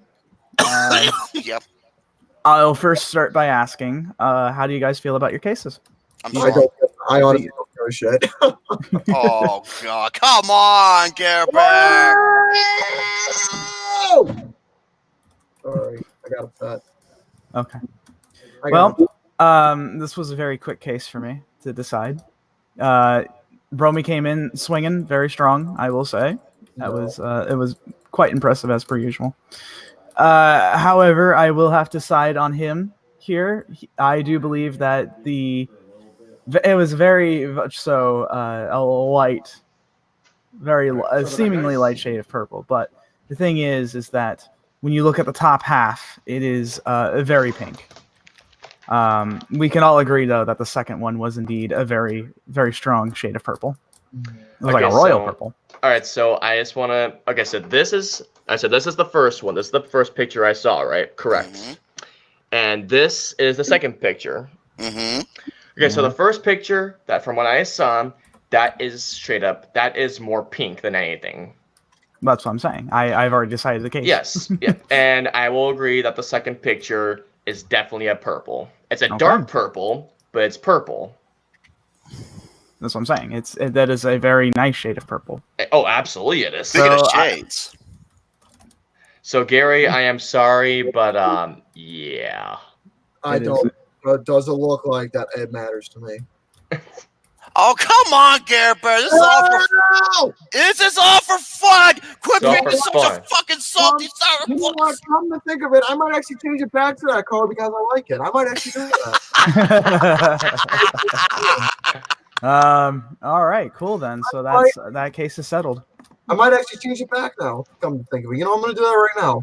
I'm going to do it right now. What about peanut butter versus jelly? Because I can't. We'll do that another time on Judge Judy. That's fair. That's Judge Judy. Judge Judy, excuse you. That's Mr. Judge Bofa to you. Hey, all right, court he's dismissed. right, you know. You may all leave, but first, before you leave, I ask that you do the Macarena. What about bringing the dancing lobsters? Wait, as a goal. Or the dancing ladies. Okay, Romy, you're free to go. That was good.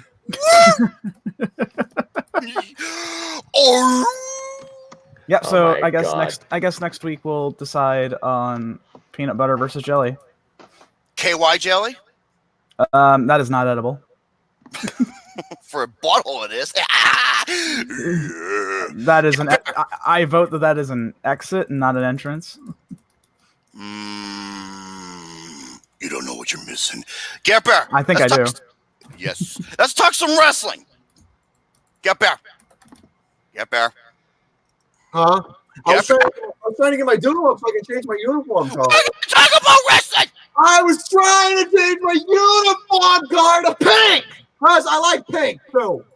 Pink's a nice color. Thank you. Tyler says everything is edible at least once. Okay, you know, that is absolutely fair. I can't even argue that. Oh my god. Everything. We're all pig on the inside. Oh, Ladies and gentlemen, let's talk a little bit about wrestling, shall we? And I'm not going to go far too long. I just want to, let's go over wrestlers who's been saying the stupidest shit. fucking hell. Holy shit. Okay. Now, last night was the Royal Rumble, and a lot of people were somewhat praising it. I thought the overall... Now, I didn't watch it per se because, like I said, I'm done watching the fucking shit after what John Cena did over 2 years ago. But I hear the commentary. I look up what happened. I go by detail of everything, and the show wasn't very good. It just wasn't. Especially when Charlotte won the Royal Rumble. That was fucking bullshit. Yeah. Now, Seth Rollins...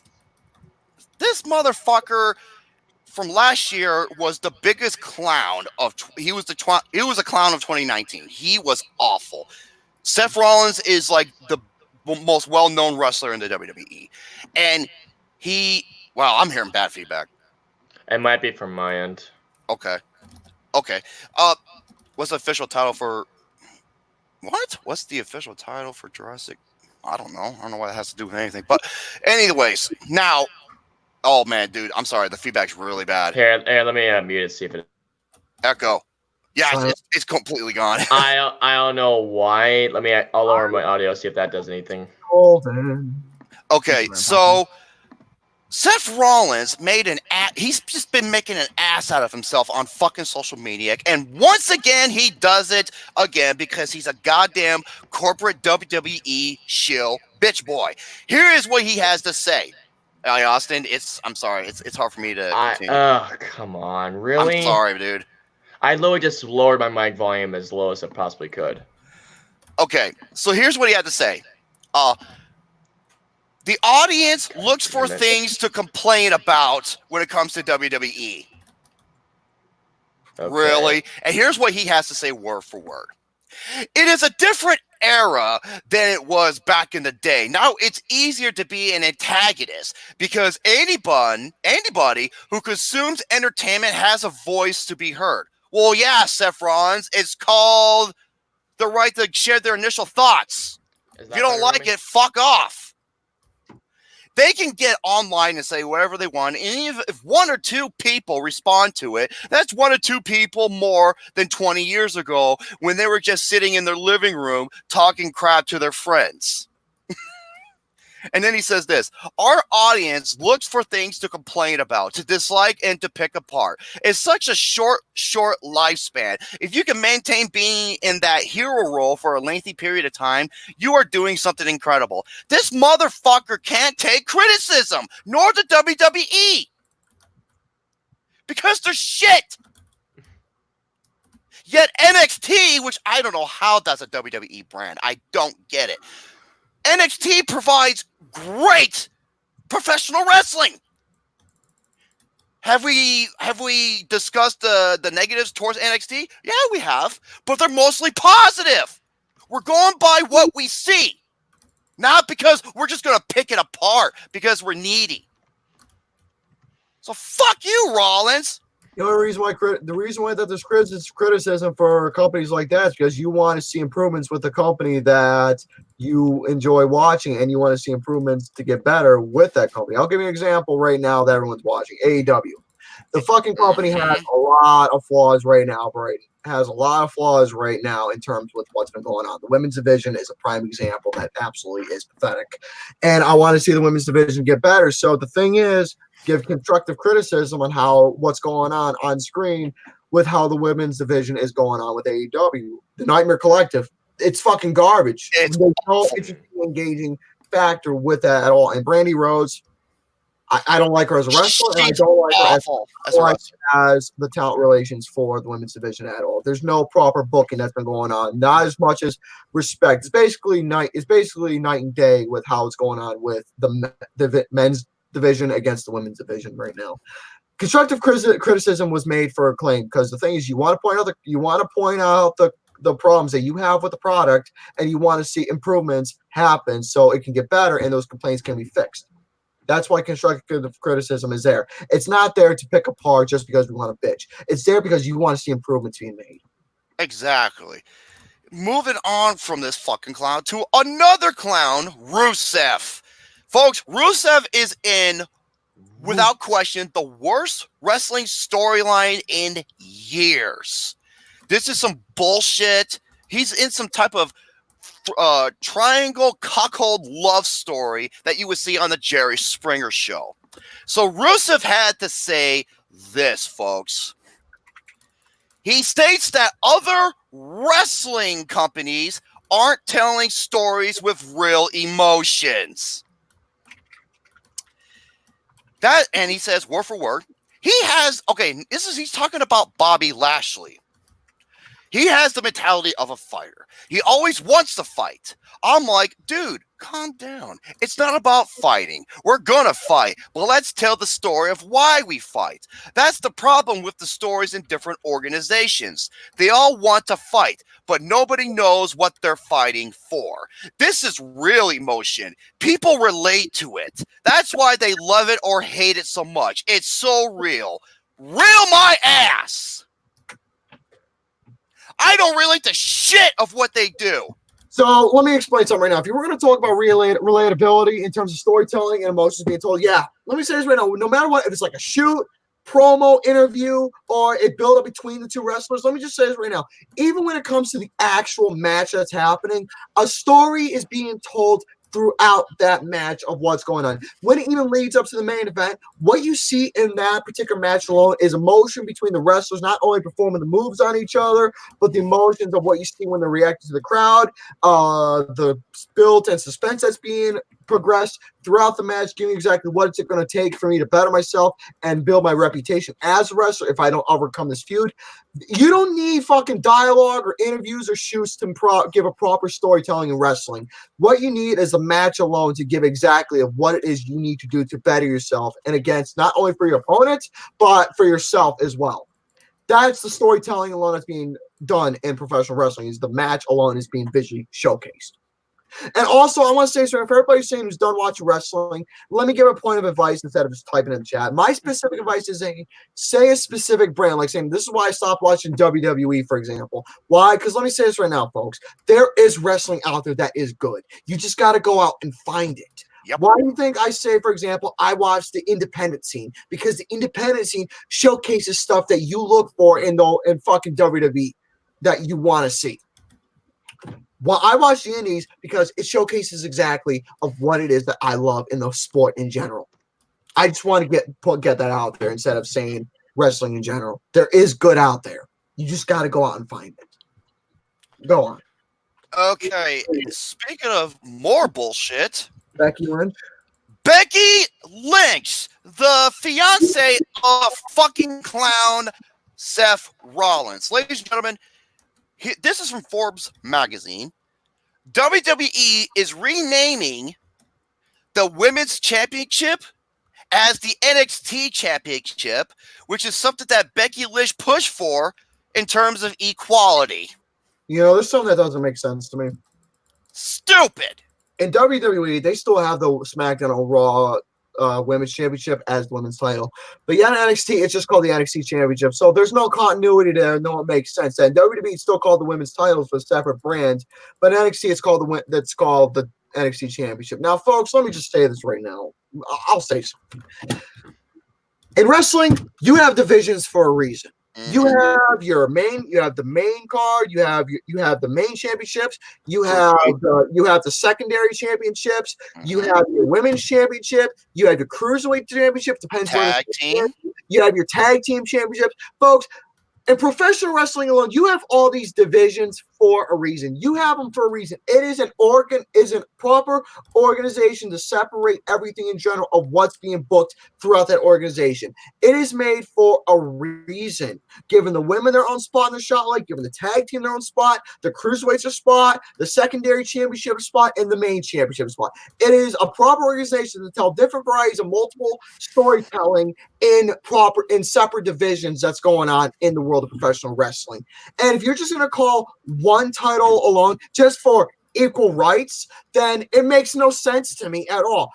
Like I said, the reason why there's all these separate divisions, so there can be multiple upon multiple storytellings being proper storytellings being told in the rightful divisions. Let me go over the article word for word, and I want Gary to give his input because he does better commentary than I do. Here we go. Mere hours after Becky Lynch pushed for equality in WWE and pro wrestling as a whole, the NXT Women's Championship is no more. Even though that when they did the graphic for the NXT Women's Championship, it still said Women's Championship on the belt. Logically makes no sense. According to PWI Insider, Pro Wrestling Industry, WWE issued an internal decree that the NXT brand women's title will now be referred to as the NXT Championship. Wow. That ain't confusing at all, is it? WWE has issued... Oh, yeah, I already read that. The decision was made to remove the gender-specific designation of the championship. Jesus Christ. More woke bullshit. Woke? That's a new word. W-O-K-E. That's a new word. Woke. And I'm just saying what it's known as, but I don't hardly ever use it. And here we go. The best thing for the women's division right now is to eliminate the term women's. It's now starting to hold us back. You know, it's like I said beforehand. Becky Lynch, she's been in this industry for God knows how long. I don't know how long she is. She should have known by now that the common sense in professional wrestling. I already said it. The reason why there's a separate women's, the reason why there's a women's division is so they can give the women in professional wrestling their own spot in the spotlight to shine exactly why they're there in their own proper division. Yes, there is intergender matches, but it all depends where the circuit is. But that's a different story on its own.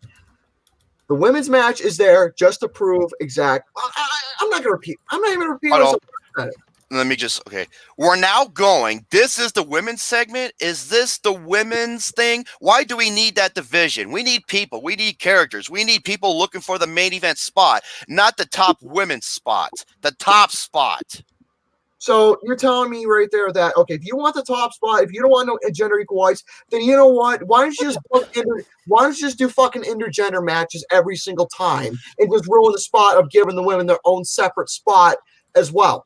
They actually main event some pay-per-views, especially WrestleMania, even though it was kind of shit, but they main evented WrestleMania. And plus, the women have their own, even though I don't know much about the Mae Young Classic, the Evolution paper, so... God damn! Makes no sense there. The women got their own event, their own tournament, so what gives? Okay, I'm almost done reading this bullshit here. Okay. What are people doing? What are people doing to be the main event, to be on the cover of the video games? Becky Lynch was on the video game cover last year. Dumb shits. And Becky Lynch was on cereal boxes too. So what the fuck are you talking about? Whatever it is, gender shouldn't be an issue at this point. We're past making history. We all made history. Let's normalize it.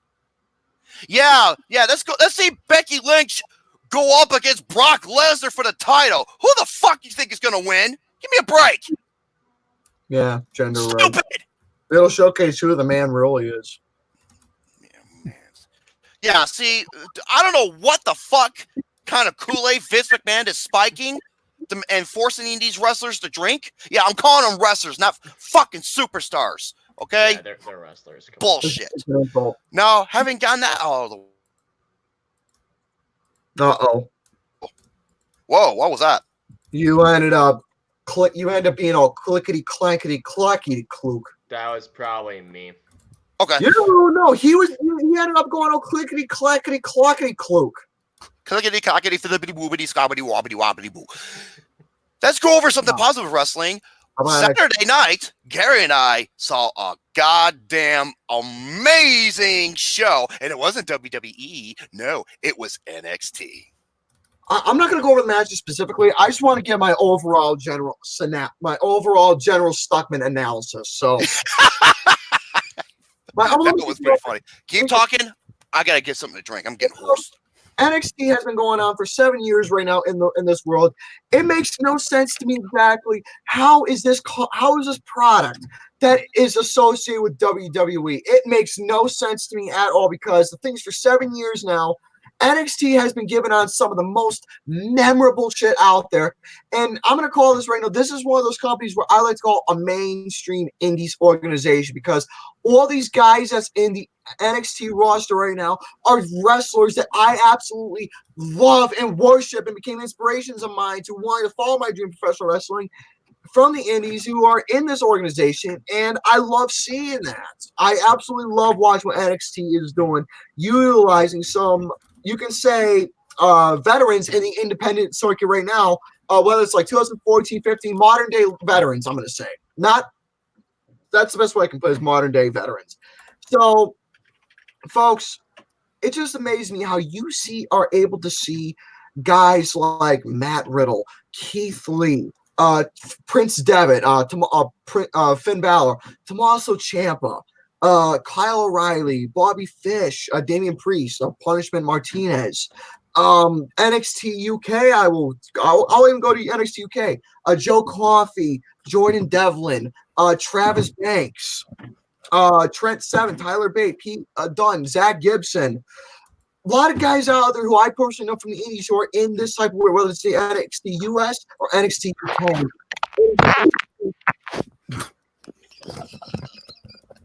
Oh my god. What the hell? I hope you're proud of yourself. I know. Gary would have done the same thing to me. Gary's angry. Angry boy.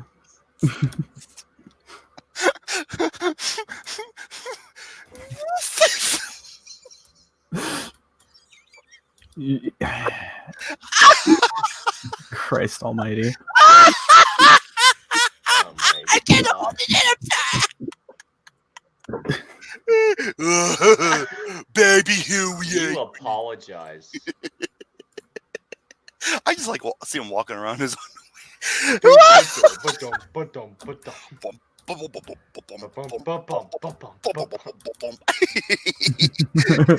pants, Gary.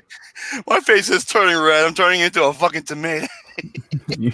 You are a tomato. I know. Full squishy, seedy bush. Oh Hey, my Gary, God. you and that pillow have something in common. White albinos?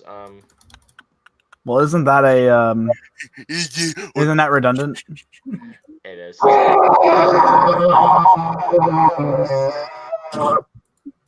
So that's what they sounded like in Deliverance.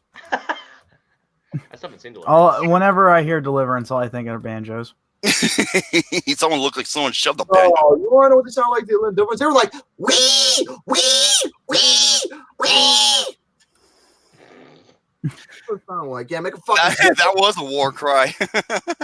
Oh my All right. God. NXT has been given amazing wrestling for the past 7 years, but that one night, NXT Worlds Collide. It is a collaboration between NXT US and UK.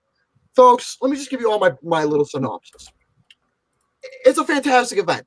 Oh, it was amazing. This event delivered 2 5 out of 5 matches, and it gave, you can say, some match of the candidates for NXT right now. Along with some good ass shit of pure amazement of action, we're using different varieties sources of wrestling: technical, catch, bruiser, and brawling. Such amazing stuff seeing guys I know from the indies just giving it their best and living up to the title. Best from NXT US, best from NXT UK. Wonderful storytelling with rhyme, reason, and amazement. Rusev, take fucking notes. Yeah, no shit. But the thing is, I'm going to say specifically of a specific match. Between Imperium and Undisputed Era, I got to give props to Alexander Wolf for the fucking bump that he took, which was unintentional, which knocked him out throughout the rest of the match. But I have to give props to the remaining 7 men who was in that fight giving their best and making a 5 out of 5 match. And Alexander Wolf, he even admitted that it was his fault because he took a kick and it concussed him. It looked like it knocked him out. And Bobby Fish was like, oh, fuck. He was worried.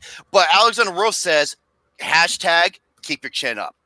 Because if you look at the replay, he kept his chin down. If he kept his chin up, it would have meant like that. But he kept his chin down. Bam. No, that was a good play on words then. Yeah, no, he's okay. He's A-okay. He was taken out of the match. You know, the ref did this. When the ref does that, that means something seriously is wrong. Yeah, that's not good. When the referee does that, that means they're fucked up. You know, but, you know, aside from that, the match still carried on. And what a fucking awesome match. It was a deliverance. Walter, dude, that motherfucker. Hey, fuck you, WWE. This is how you book a multiple tag match and make a character strong and not have him beat out within a few minutes of the fucking match like you did to Walter. I'm still not over that. Folks, Walter alone in professional wrestling, he's one of my favorites. He's gone up against multiple guys, I'll say. He faced Jordan Devlin, Will Ospreay, Matt Cross, Tyler Bate, Pete Dunne, Pac, Travis Banks, and many more. He even had a match against Zack Sabre Jr. and Keith Lee. Great stuff. I love Walter. He's the guy who doesn't need a gimmick. He's just fucking. He's an Austrian. Oh, if I even get a fart. He's an Austrian wrestler, and he's known as the Ring General. He's like I forgot how tall he is. He's almost 300 pounds, and he's like 6'4", 6'5", and Jesus. The shit he can do is amazing. And the guy is just—he's the next greatest star. Well, he already is a great star, but I am so worried when WWE gets a hold of this guy. I don't want him near it. Because he was the MVP of not only that match, but the whole event. And he's known for delivering chops. You know those chops? You know, everyone knows the chops. Like, woo!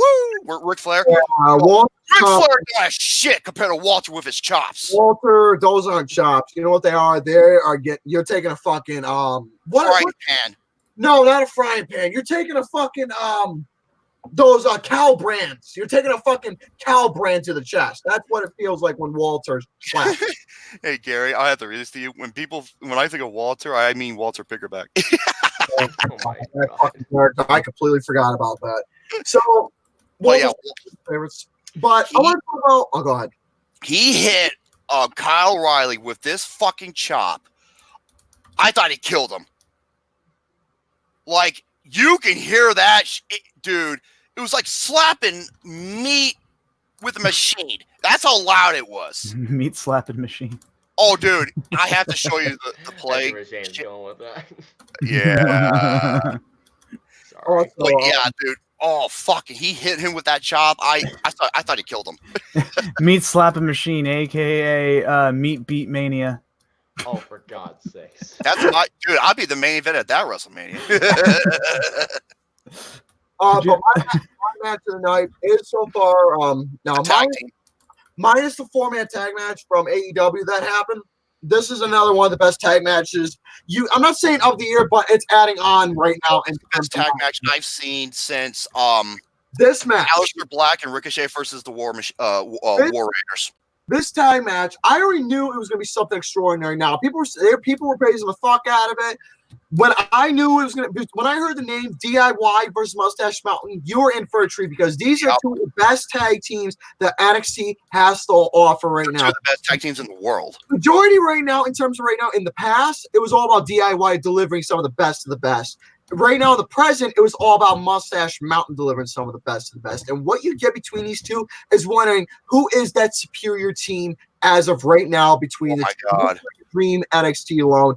And this match delivered. This was storytelling at its finest. This match, there was one thing to describe it. It was all about respect. Yeah. That is what the match was about. The funny mannerisms, the back and forth catch style technical aspects of wrestling that these two were having, mimicking each other, the iconic maneuvers and tag team divisions, the high speed, the high paced suspense. It was over between both shots. It was just absolutely phenomenal. Both teams were giving it their best. Psycho Mike said it best. The fans won the match, and they did. And there was a near fall. I thought it was fucking over. I thought it was over and done. I couldn't believe it. And Gary and I jumped out of our fucking seat. We were like, yeah, I'm not sure what can top this for match of the year. I really don't. I mean, it's still beginning of the year. We got a long way to go in the world of professional wrestling in general. But right now, this is definitely a top contender putting it up there because this match was just amazing. Overall, the show is like an AA minus. For me, it was more like a 9. I was a little bit more generous. Why? Because the thing is, my own personal excitement. The Fatal 4-Way got my excitement up because I saw Travis Banks, Jordan Devlin, and Shane Strickland. Yep. So I was very satisfied with that, and it just put me in a little. It just Swerve, Isaiah Swerve. Oh my God! I hope he. I call him Shane Strickland. I don't like that name. I'm calling him Shane Strickland. That's how I've always known him. When I think of Strickland, I think of the principal from Back to the Future. Yeah, I think of the same thing. Thank you, Austin, my buddy over here. No, his name is not Strickland. It's Isaiah Swerve. No, it's not. Shut the fuck up. Shut the fuck up. His name is Isaiah Swerve Scott. No, it's not. His name is you, stupid shit. Piece of shit, mother. I'm getting yelled at. I'm getting yelled at again. All right. Let's do that top 10 worst Rumble winners. I was going to go over a little gaming topic, just to separate it. But you want me to go right ahead. Doom. Everybody loves Doom Eternal. Shane. Yeah. Talking about you. Yes. Don't yes me. Yes. It should have been your most anticipated, but no. I forgot about it. Oh shit! That really is legitimately the reason I did. How can you forget about Doom Eternal? It's one of the most talked about games. Because I'm sort of out of the loop, and 2, sometimes I have a one-track mind. I'm willing to admit it. I'm man enough to admit that shit. Shane, loopy loop my aching gooch. Shane, will you be daddy? Oh my god. That's Tommaso Ciampa, Daddy's horn. I think I want to leave now. Okay, Count Victor says I'm playing Doom 20. It's very hard, but it's fun and rewarding. It's like I said, starting off, yes, the first 2 levels are gonna be the worst. But it's like I said, find all the secrets, get all the weapon upgrades, and get the weapon points, and it'll make your life easier. So, wait, what the fuck is this? What? I don't know what's worse. That face, it's like a woman with a crazy skull face holding a kitty cat. Mick Rock or Psycho Mike. Skull face. God damn it, Shane! I'm gonna skull fuck you. Be quiet. You sure you're gonna do that to him, or is he gonna do to you? Skull face. No.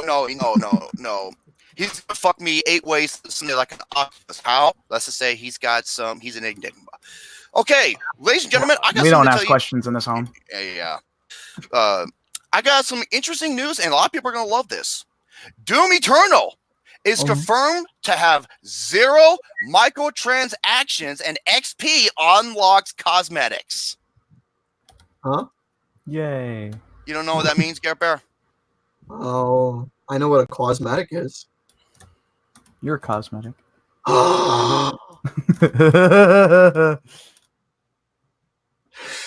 That's my 1 per day. It's not nice. You hurt my feelings. That's funny because I do it 6 times a day. Now, how do you think I got such huge arms? Okay. Look at me. I'm on my way. You're getting there. Hey, Gary, what's wrong in your left arm? What is that? Bracelet. Oh, it's okay. Yeah, you gentlemen know about the story with that. That's right. So, while I don't want to say the worst monetization of $60 games is over, it certainly does feel like we stepped away from the every game has loot boxes era. You know what I'm talking about? The news was made by Doom Eternal creative director Hugo Martin. I love Hugo Martin. He's a fucking badass dude. Yeah, he is. He is. He's awesome. He replied in a comment on Facebook, spotted by Onyx Workshop, of all places. Here's what he had to say about the prospect of an MTX store for sale cosmetics in the game. No store. Nothing you can unlock in Eternal with XP has anything to do with player abilities or context that would impact your game in any way. The only thing you can unlock with XP is cosmetics. These cosmetics have no impact on how you play. They just look cool. Eternal is a $60 game, not a free game to play or mobile game. We are giving you a complete experience with no store, just like you expect. Unlocking skins with XP is part of the experience if you care about that kind of stuff, or you can completely ignore it and will go and have no impact on your experience at all, and it's all free. I mean, if we're designing a statement and a lab to appeal to the we hate microtransactions contingent of the gamer population, you couldn't do much better than this. Well said. I agree. Thank you, Hugo Martin. And what, Gary, what the hell? What you said? What you said? Why you sad? Yeah, we. You know, that stunning Chinese lady gave me this. Oh, Oh, for God's sakes. Aw. She was the prettiest Chinese woman I ever seen in my. oh my God. Folks, I deeply apologize. I don't. He's like, I don't care. No, it's not that I don't care. It's Oh, come on, just be that. real. It's not like I No, don't care. honestly, It's not like I don't care. It's just my nipples gets hard when I hear him bitch. I wouldn't say it's music to my ears, but it is certainly something. Hey, Care Bear. Care Bear. Care Bear. Uh-oh. Let's talk about the worst Royal Rumble winners. That was you guys? After that, let's end the show. I want to go bye-bye. No, it's we're at the 2 hour mark. Oh, night. No, you said you want to do the Royal. After that, I want to go night. Bye-bye. Oh, shit.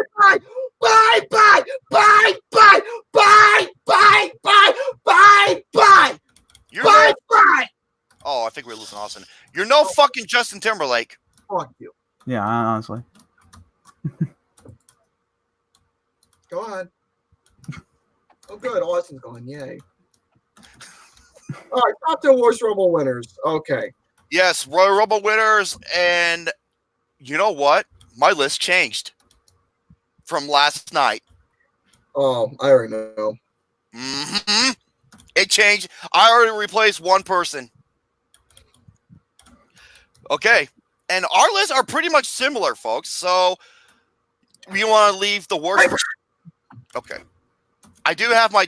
Oh, there's Sorry Austin. about that. Yeah, my Aaron decided to take a crap on me for a second. Okay, understood. I do have my top 5.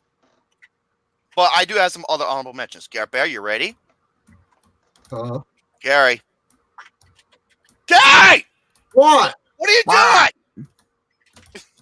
God damn it, Shane. What are you doing, Gary? Nothing. Okay, fuck you. I'll start first. Here are some. Shut up. Here are some honorable mentions. Alberto Del Rio, Royal Rumble 2011. That was that 40-man Rumble, and it sucked. He should not have won that. Next one, Big John Studd, 1989. Why did he win when he was pretty much out the door? That should have went to Hulk Hogan. Next one, Randy Orton, 2017. Gary, are you going to offer some insight? I'm waiting. I'm going to wait. Then it'll be my turn. You and I always have the same shit. Well, I'll go watch it the tiger animals. Jesus. My ears. Well, he got me upset, so I had every right to yell. You penis herpy. Next. Not a penis. Jesus. No, you're more of a dickhead. Is that better? Well, I don't. But the thing is, I don't have herpes from kissing Chris Jericho's ass, though. That line from Darby Allin, you're awesome. I have much respect for Bobby Allen as a person. I really do. Next one, Lex Luger, 1994. It should have just been Bret Hart alone. Yeah. And the last one, I'm going to get some controversy for this one. Rey Mysterio, 2006. I will go. I think it's best to go over that pretty soon. We all know why he won and the way that he did. Go ahead, Okay. Gary. All right, number 10, I'm going to start off with Randy Orton, specifically from 2017. Now, in 2009, that was a great Rumble match. That was a good one. That was a fun Rumble match. Now, the reason why Randy Orton won it, there was really no purpose setting up with this match with Bray Wyatt at WrestleMania. It was a terrible match. It didn't lead up to anything extravagant. It didn't lead That up to match anything. was awful. It just felt, for me, when Randy Orton felt like that Rumble match was going so fucking good. But once Roman Reigns came out as number 30, it just felt like, you know what? After when the guy that we wanted to win was eliminated, it was like, it just felt desperate to me. Yeah. At the end of that Rumble. It felt absolutely desperate that fucking Randy Orton just was that guy out of all people to win the Rumble. It just felt like an absolute desperate decision that really led up to nothing. So something small, something basic. Number 10, Randy Orton, 2017. Go ahead. Okay. Here we go. My number. Okay, here's like the. My Sharon. My Sorry, I couldn't help it. I'm sorry. Love that song. Oh my god. Then again, the 2000, Rey Mysterio. The 2006 Royal Rumble, the pay-per-view as a whole, is one of the absolute worst pay-per-views of all time. Alex and I both had it in our top 5 worst. Okay, here we go. Okay, these are my top 4. Actually my top 5. These are the 5 worst of the worst. Here we go. Number 5, John Cena 2013. Oh, you're doing the top 5. I thought it was top 10. No. I didn't have it in order for top 10. Well, I guess I'll do I didn't know. top 5 as well. No, Gary Barry, you go 10 through 6, and then we both do 5. You want me to go through my 10 through 6? Okay. Yes. All right, no, I'll go through them quickly. All right, number 9, Big John Studd. Yep. Motherfucker, there was really no point for him to win the Rumble anyway. There was really nothing for him left to prove. I never really cared for him as a wrestler in general. He came out kind of late at 27, and you know who should have won that? Hulk Hogan. Yeah, that should have been his first Rumble win, but no. He should not have won the 90 Rumble. I understand why Big John Studd had to win it. There was really no point, no purpose at all for why he had to win it. And plus, his last match was against the Honky Tonk Man out of all things. No, that was towards his end of his career. All right, number 8 is Sheamus, because the thing is with that match that the Royal Rumble alone was an absolute joke. It really was a fucking joke. Chris Jericho should have fucking won that. That was Jericho's Rumble match that he should have won, but no, it was an absolute joke with Ricardo Rodriguez, Santino Marella, Mick. Oh, don't remind me of that motherfucker. Cody Rhodes, Justin Gabriel, PJ Black, who, believe it or not, PJ Black is a phenomenal talent. Oh yeah, speaking of Santino Marella, a guy who's a fucking Trent. We will not bring that up. No, just hear me out. A guy who's fucking transphobic coming out as a cross-dresser to enter the Women's Royal Rumble. Yeah, that doesn't look good on your resume, does it? Fucking asshole. As you were. Anyways, Sheamus won the Rumble. There was really no point because a lot of guys that looked surprisingly interesting to win. You had fucking Michael Cole, Awesome Kong, Jinder Mahal. You had a lot of eliminations. Oh, fuck Jinder Mahal. He's garbage. The Rumble match alone just came off absolutely bland and nothing engaging at all. And that should have been Jericho's win. So Sheamus is number. And plus, the way his title match happened, 12-second win. It was 17. It was 17. 17 seconds. It was pointless. So it was bullshit. Number 8 is Sheamus. Number 7, John Cena, specifically of 2013. Wow, I can't believe that's not higher. That Rumble was a fucking joke. It was one of the worst Rumbles ever. It was an absolute legitimate joke. You're telling me that John Cena, a guy who could have won the Rumble, said, I mean, if memory speaks, we were all chanting for Ryback at that time, if memory speaks properly. Mm-hmm. We were chanting for Ryback to win the Rumble because the way he was being built and the way he was being portrayed on screen. And it just didn't make no sense to me. Bo Dallas was the only thing that actually had a good showing in that Rumble. What he was actually. With Cena winning, I'm just like, oh my God, I can't believe they're heading into this fucking direction. It was the same old fucking shit again. Once in a lifetime, my ass. It was pathetic. Just because they were exposing that the Rock and John Cena bullshit. That's it. Coming in at number 6 is Batista 2014.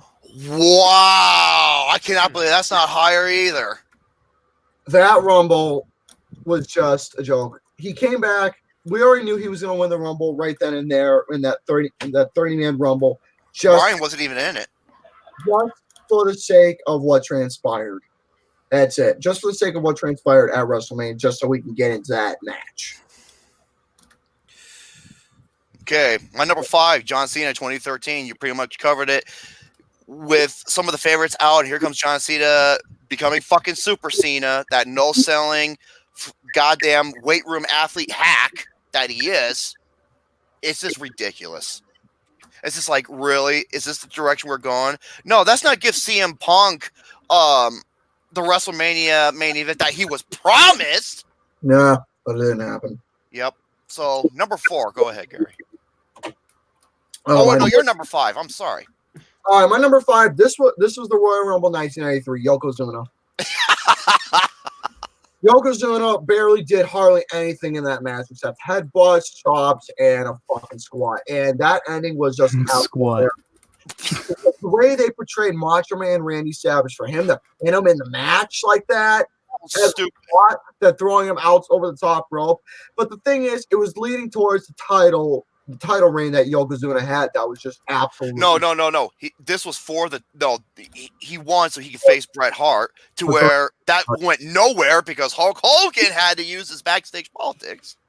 Yeah, and plus it should have been. I would have not mind if it was Hulk Hogan versus Bret Hart at that should have been.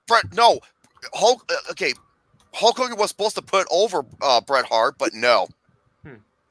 There's a big story behind that, and Bret Hart does not respect Hulk Hogan a lot, and I understand why. Because of shit like that, and Hogan just had to be the top face once again for getting a title shot he didn't even need. Even though at WrestleMania 9 he was in a tag team title match. So, what was the fucking point with that?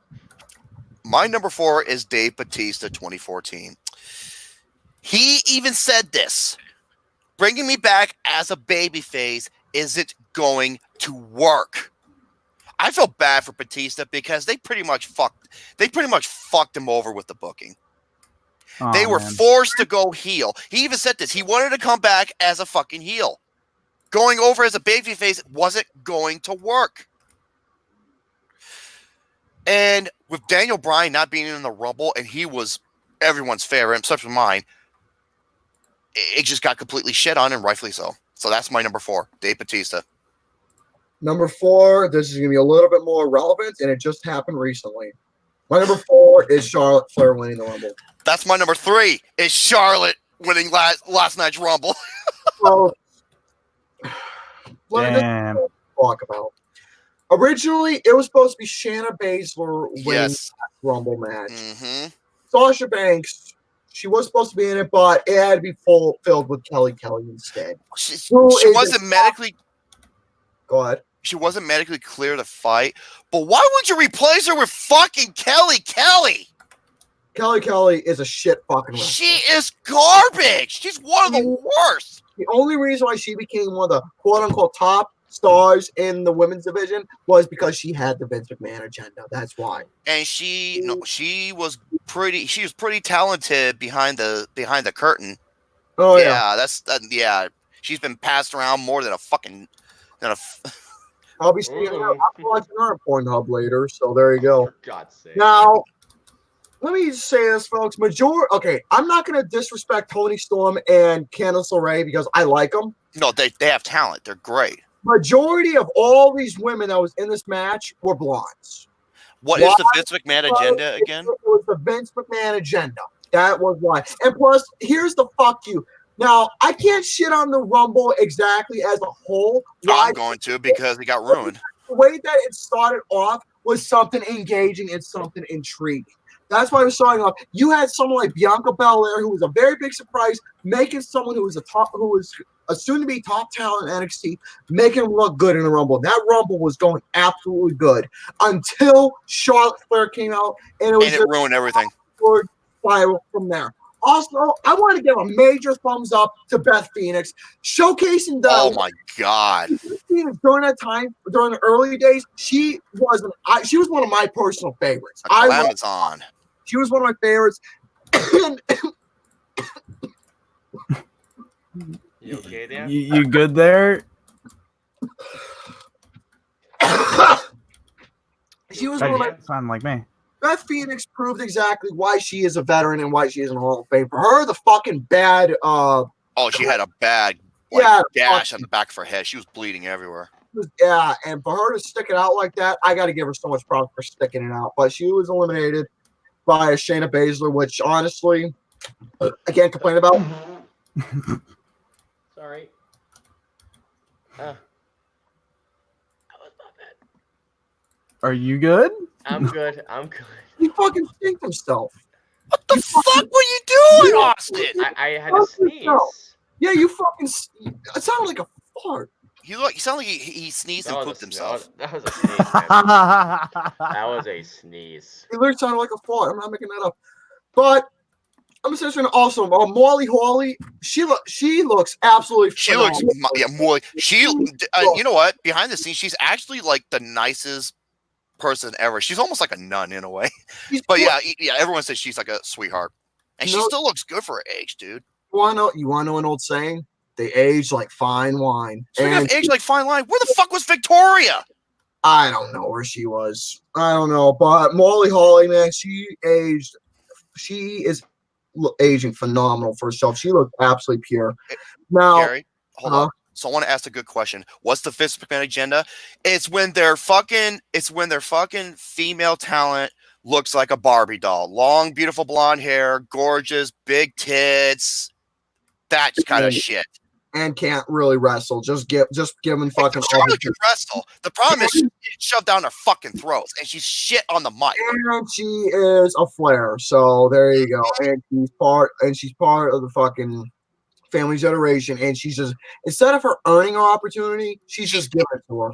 Giving it to her. Yeah, fuck you, Corey Graves. I don't like how she's getting booked. She deserves better. Miss, I got 10, 11 fucking title reigns. You know what? I there was a poster. There was a picture on Twitter. I saved it because I was replying to a comment. I don't know if I should show that picture because it showed. Do it. Because the thing is, folks, this picture alone that I'm going to show you all, it shows exactly visually how many times fucking Charlotte was in the main event, for how many times facing off against Becky Lynch, Carmella, and all these other symbols. Bailey. Winning the Rumble, Elimination Chamber. Like last year's Mania, we wanted Ronda versus Becky. Remember that face-off they had? That was fucking awesome. But no, we're going to add Charlotte because that's what Vince wants. Yeah, so I'm trying to find the picture right now. I know I just posted it recently. Folks, the picture speaks louder than words. And when you see something, when you say something about, you can't bullshit facts, folks, let me show you the actual facts because there's no wrongdoing with what I'm going to show you. Why did I turn my camera off? Oh, I turned my camera off for a reason. I'm going to change my profile picture. Jesus, Gary, do you want me to share it? I got the picture right here. Okay.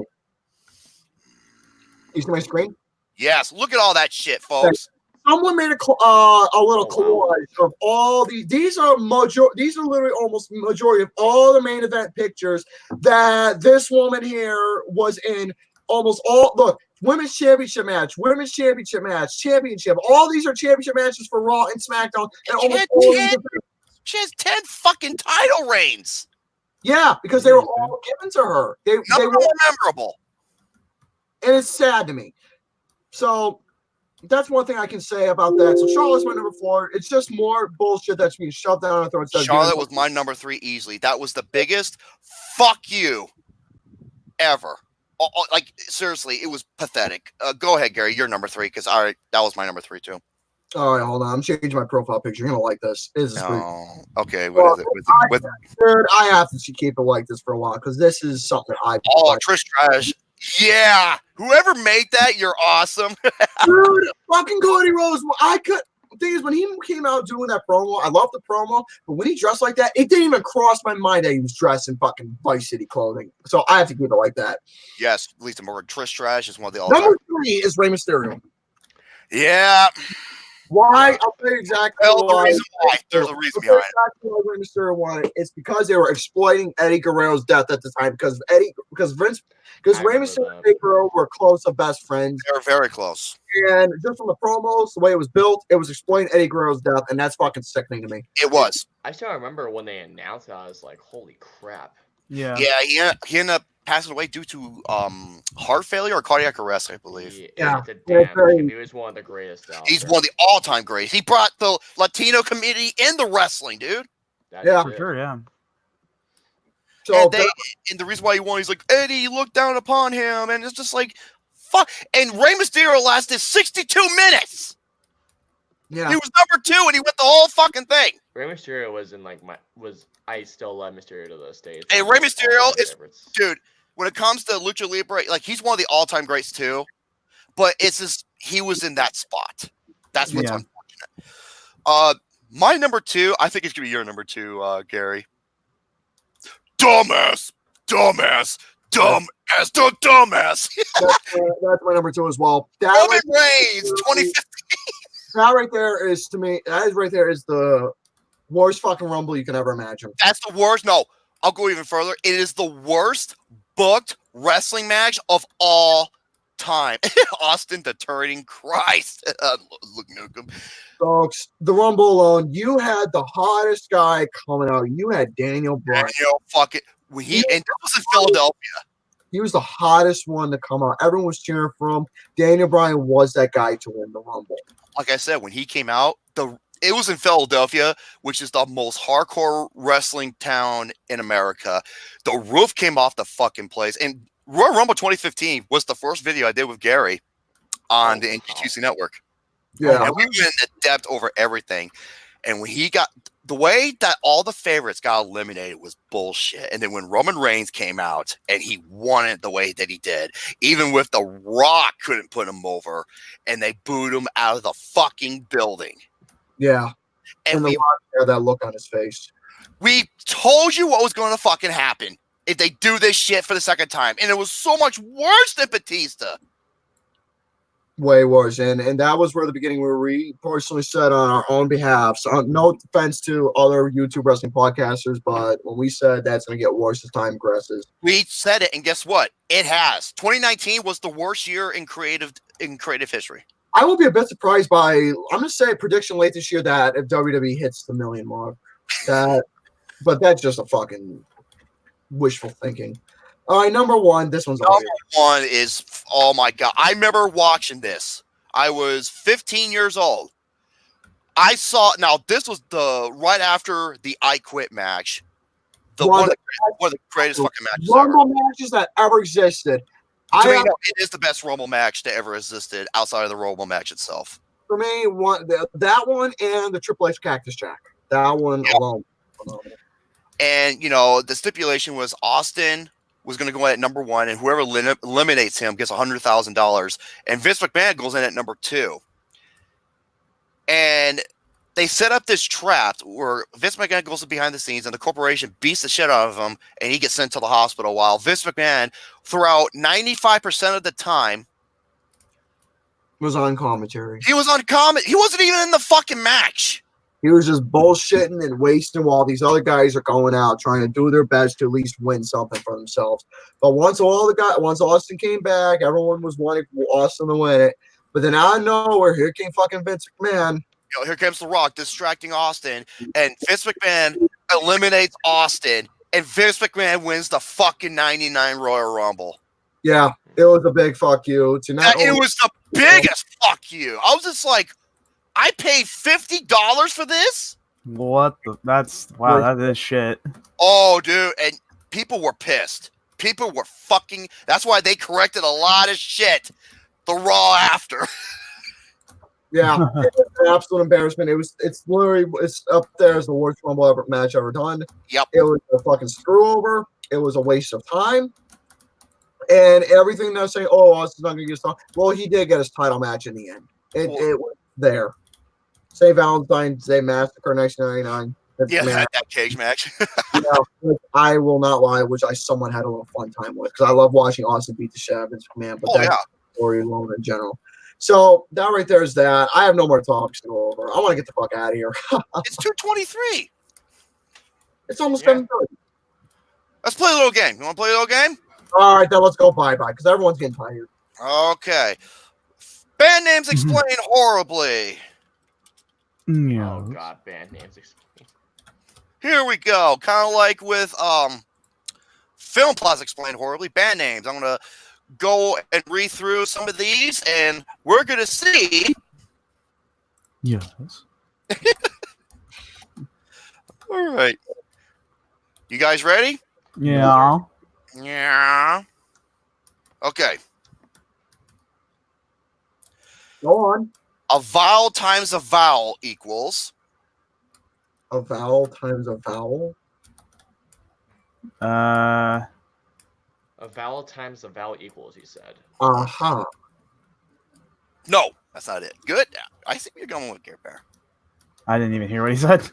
He goes, aha. Name. Oh, okay. Yeah, I see what you're saying. Oh, that's pretty good. Elsie Moss has got it. Of course he did. What do you say? You too. Oh. And I it's would fair never because guess that. remember they're behind by like 10 to 15 seconds. So I would have okay. never have guessed that. That is really good. What's next? okay, the most common last name combined with a bow. The Smith. I was gonna say the Smiths, but okay. That'd be a good guess. Gary, Because the Smiths is the common last name. Yes, it is. I said the most common last name combined with a bow. The Smithereens. Oh, Gary, you're Smithereens. The Smiths. Okay, can you say the question? Can you say the clue one more time? the most common last name combined with a bow. The Arrows. Fuck! I'm literally thinking right now, dude. Jesus! Lucas got it right. Aerosmith. Shit! Oh my god. How did you get that, Gary? You I can't believe. lost my mind, man. That's why. I'm not even paying attention to Lucas. Fuck him. Ah! I'm not even paying attention to Lucas. Sweet bastard. Fuck! Go on. What's the next one? Go on. Give me a second. Okay.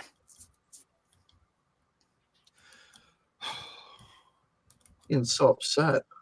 A dark religious day. A dark religious. Oh, Black Sabbath? Ding! That is correct.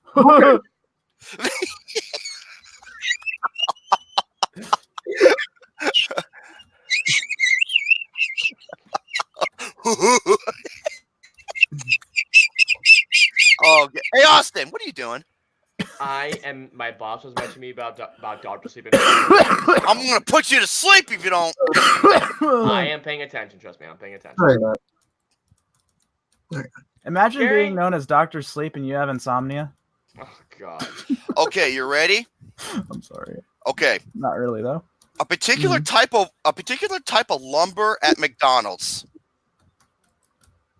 I have no fucking clue. Particular type of lumber at McDonald's. McDonald's, yes.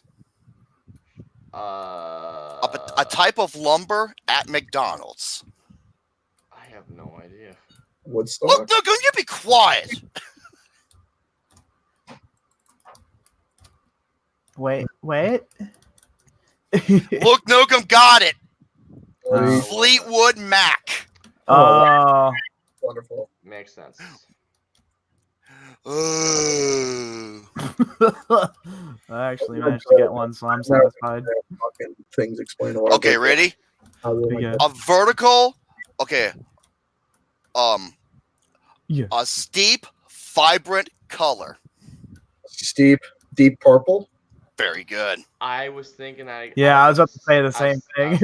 Very good, Mr. Capper. You I can win. go your own way. Yeah. I win. I win. I always win. God damn it. Listen, I'm just making comments from the peanut gallery here. All right. Okay, you ready? Yeah. God damn it. Dunking an expensive jewelry. Dunking expensive jewelry. Dunking an expensive piece of jewelry. Gunky, inexpensive piece of jewelry. Pearl Jam? Wow. Very good, Would Mr. have Giffen. never That guessed was that. good. Very good. I'm doing garbage. I would. Well, not we're gonna know put that those. right on the fridge. Yeah, next to the macaroni paint. Here we go. Ready? Yep. The native speech of an owl. The Who? I would say the Who. Say the Who, but he got it. Wait, I heard multiple people said this. Shane said the Who first. Shane said the Who Okay, first. because it just came out just like that. I was really about to say the Who. I'm not even joking. I was going to say the Who too, but he got it right. Yeah. Yeah. Go ahead. Guess who?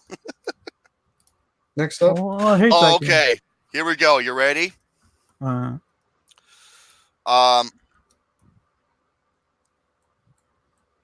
Okay, I'm trying to figure out the way to. Okay, okay, I got it. An air conditioner in our nation's capital. AC/DC. Oh my god! Okay, that So was really obvious. good. That was good. You're mad, I'm not complaining. That was so damn obvious. Yeah, I was. Who? You just managed to beat me. on Yeah, that. who? That's what an owl says. Aside from pissing people off with lollipops. Or hanging from trees, and sometimes you get stuck in the same conversation loop over and over again when you just need to go save the princess. I thought that was a toad. No, that was an Ocarina of Time. Ocarina of Time. Yeah, I'm sorry. That I'm, fucking owl I'm pissed sorry me too. off. Oh, you be nice. A combination. Okay, a combination of the Second Amendment and beautiful flowers. Oh, Guns N' Roses. Shane got it. Wow. Oh my god. I only really know that one because my brother's a big Guns N' Roses fan. I What? fucking hate Roses, dude. What? I legitimately did not hear. Wait, okay, Luke Milken gave one. Here's one. The last name of the Blood Queen of England. The last Wait. I would say a metal band. The last name of a Blood Queen from England. I was about to say Iron Maiden, but that's not it. I don't think it's Iron Maiden. No, not even close. Bathory? I wouldn't fucking guess that. Neither would have I. Yeah, same. Oh my god. next question, please. Okay. A nation made out of iron. Iron Maiden. Nation made out of iron. Okay. Metallica. Very good. I wanted That's Austin. my favorite band of all time. Okay. I wanted Austin to have this one. I knew it. Iron Maiden. I appreciate your very love you. Okay. This is a close game. Yeah. Okay. No. Is it Depeche Mode? We can be quiet. I like Depeche Mode. Coming out of the gate swinging already. I have really random one I just thought of. A girl doing BDSM.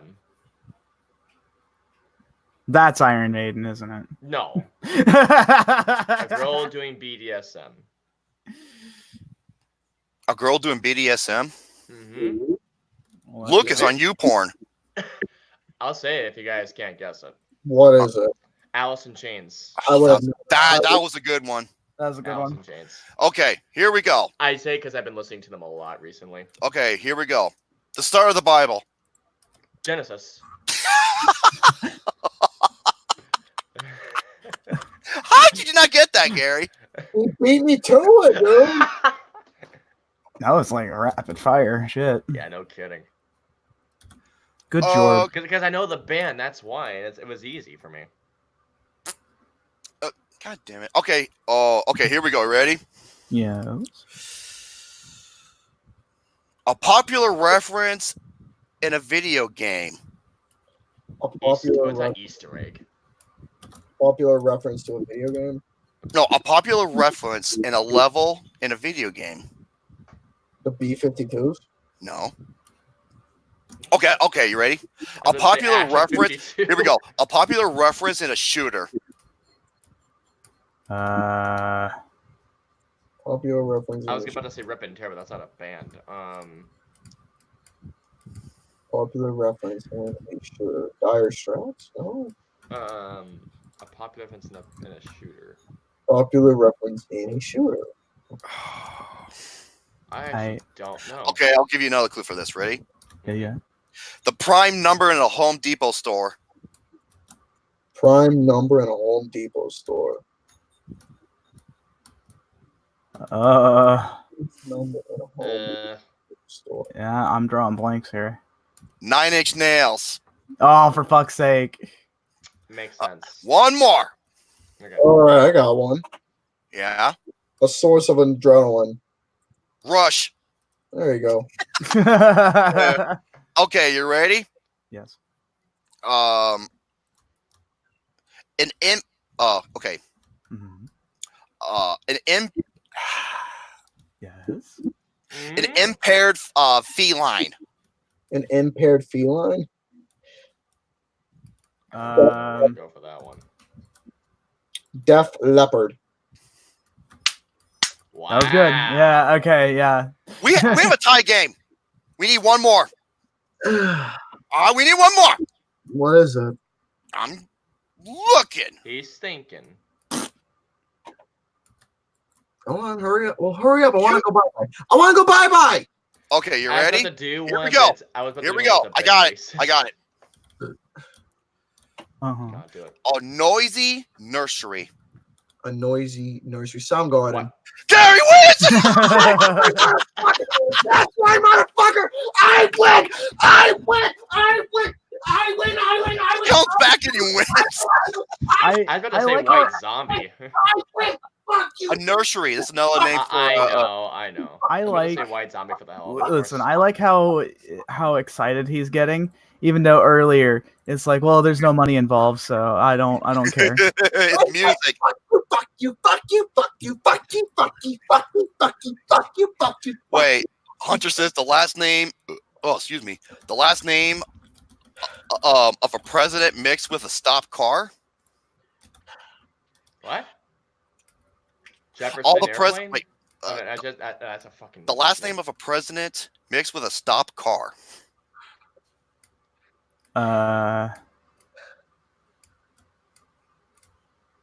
Your guess is as good as mine. No idea. Oh, Park. Lincoln Park. Lincoln Park. Oh, yeah. R.I.P. Chester Pennington episode. Yeah, and Rush. What's his name? Neil Peart? What was Neil it? Peart, one of the greatest drummers ever. I think that's the show, folks. I think that was it. Yeah. Good. His Royal Highness, that's Queen. Hip All hip right, hooray! man. Hip hip hooray! Mr. Care Bear's gay. I'm going to drink some hay. I'm going to eat some laid potatoes. All right. Okay, I got one more for you. This is I'll give you a clue. It's a new wave band. Oh, Non-stop chattering. talk. He knows better than I do. Come on. Yeah. There you go. Okay, here's one more for you. Having an ordinary thought. Having an ordinary thought. Ordinary thoughts, not a new wave. Talking Heads. And nope. A good guess though. That's close. Having an ordinary thought. That's the only thing I could think of was Talking Heads. Having an ordinary thought. Mm-hmm. Not the Bee Gees, obviously. No. Hold on. That's way I'm still off. thinking. Having an ordinary thought. Uh-huh. Your guess is as good as mine. Depeche Mode. Nope. Simple Minds. Oh, I wouldn't have guessed that one. I wouldn't either. It was a good one though. I will say so. All right, Mr. Gabia. Sign us off. All right, here's one more for you. This is easy. Group of Oh my birds. god. A group of birds. The Eagles. No. I'm sorry. Well, that was a good guess though. Wait, a group. Oh, a flock of seagulls. God damn it. There you go. All right, there we go. Let's get the. All right, no more. All right. Okay. Hey, Gary. Scared of crying. Scared of crying, tears for fears. All right. Next. I was trying to think of what for Tears for Fears, actually. Okay, that's it. Let's get the hell out of here. There's no All right, folks, we're getting the fuck out of here. We're done for the night. I hope you folks enjoy the program for a good start to your good start to start your week off with a bunch of nonsense. That's it for us, folks. Stay tuned for the next episode, and we're really doing the best of wrestling. That being said, folks, As we continue, Weak. Go ahead. Lame. I know I was lame.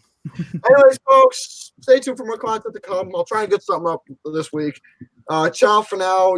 Ciao for now, and go fuck yourselves. Yay. Austin and Shano. Oh, sorry. You were speaking first, Shane. You were speaking first. Again, I don't have any beef against Neil deGrasse Tyson. I'm sure he's a very lovely man. I just wanted to do something really stupid for you all. Hope you enjoyed my intro segment. I enjoyed it. I'm going to ignore that. I don't think I will be doing a live stream on Tuesday. Due to the fact that one of my players is going to be working a double the next day, and I can't have her up super late. So no Seekers for Tuesday, I don't think, which is fine. It gives me time to prepare for some stuff afterwards. We're in the point of the story when things are going to get real fucking crazy. So we're getting to some good shit. If you have any interest at all in an actual play D&D show, you can look up the Seeker Saga, and it'll... Of course, the profile picture that I have up is, of course, the same as my YouTube, so if you want to take a look at that, shameless self-promotion, ahoy. And that's just sort of thing. I always like to plug that in because this is a show I've worked very, very hard at. Hours upon hours of work, and I'm still putting in more work. It's a fun time. It's the group of 8 of us having a good time, goofing off, rolling some dice. Hell of a gangbang. No, not that kind. Rolling some dice, some math rocks, if you will, and generally telling a very entertaining story. So if that's your jam, you can come check us out. I'm still getting the official show's Twitter up and running. It's just taking some time. But anyways, hopefully next week we'll probably get a session in and finish up one of the chapters and move on. Well, good. Anyways, that's enough of my shameless self-promotion. Alrighty, folks. Well, bye. Excuse me. That's what I think of so much for tuning into the BOFAS. I didn't get to say nothing. That's all right. Fuck you. Wow. Wow. I'm just kidding. Well, guys, thank you so much for having Thanks for joining another episode of the Sofas. Thanks for joining us for the reviews. We'll see you guys next Monday. See y'all. And don't you come in off Lifetime like you did, Get Back. Thank you so much, everybody, tuning into the BOFAS. Oh, no, so first. Turning into 110, I have a couple of new games I wanted to bring out. We will see how that goes. Tuning in. And once again, motherfuck Seth Rollins and Charlotte and Vince McMahon and Kevin Dunn and Dr. Bruce Pritchard and all you WWE Shield fucks. Now, if you excuse me, I'm going to look up some Mill Punk starring Kaylee Stevens. Good day, everybody.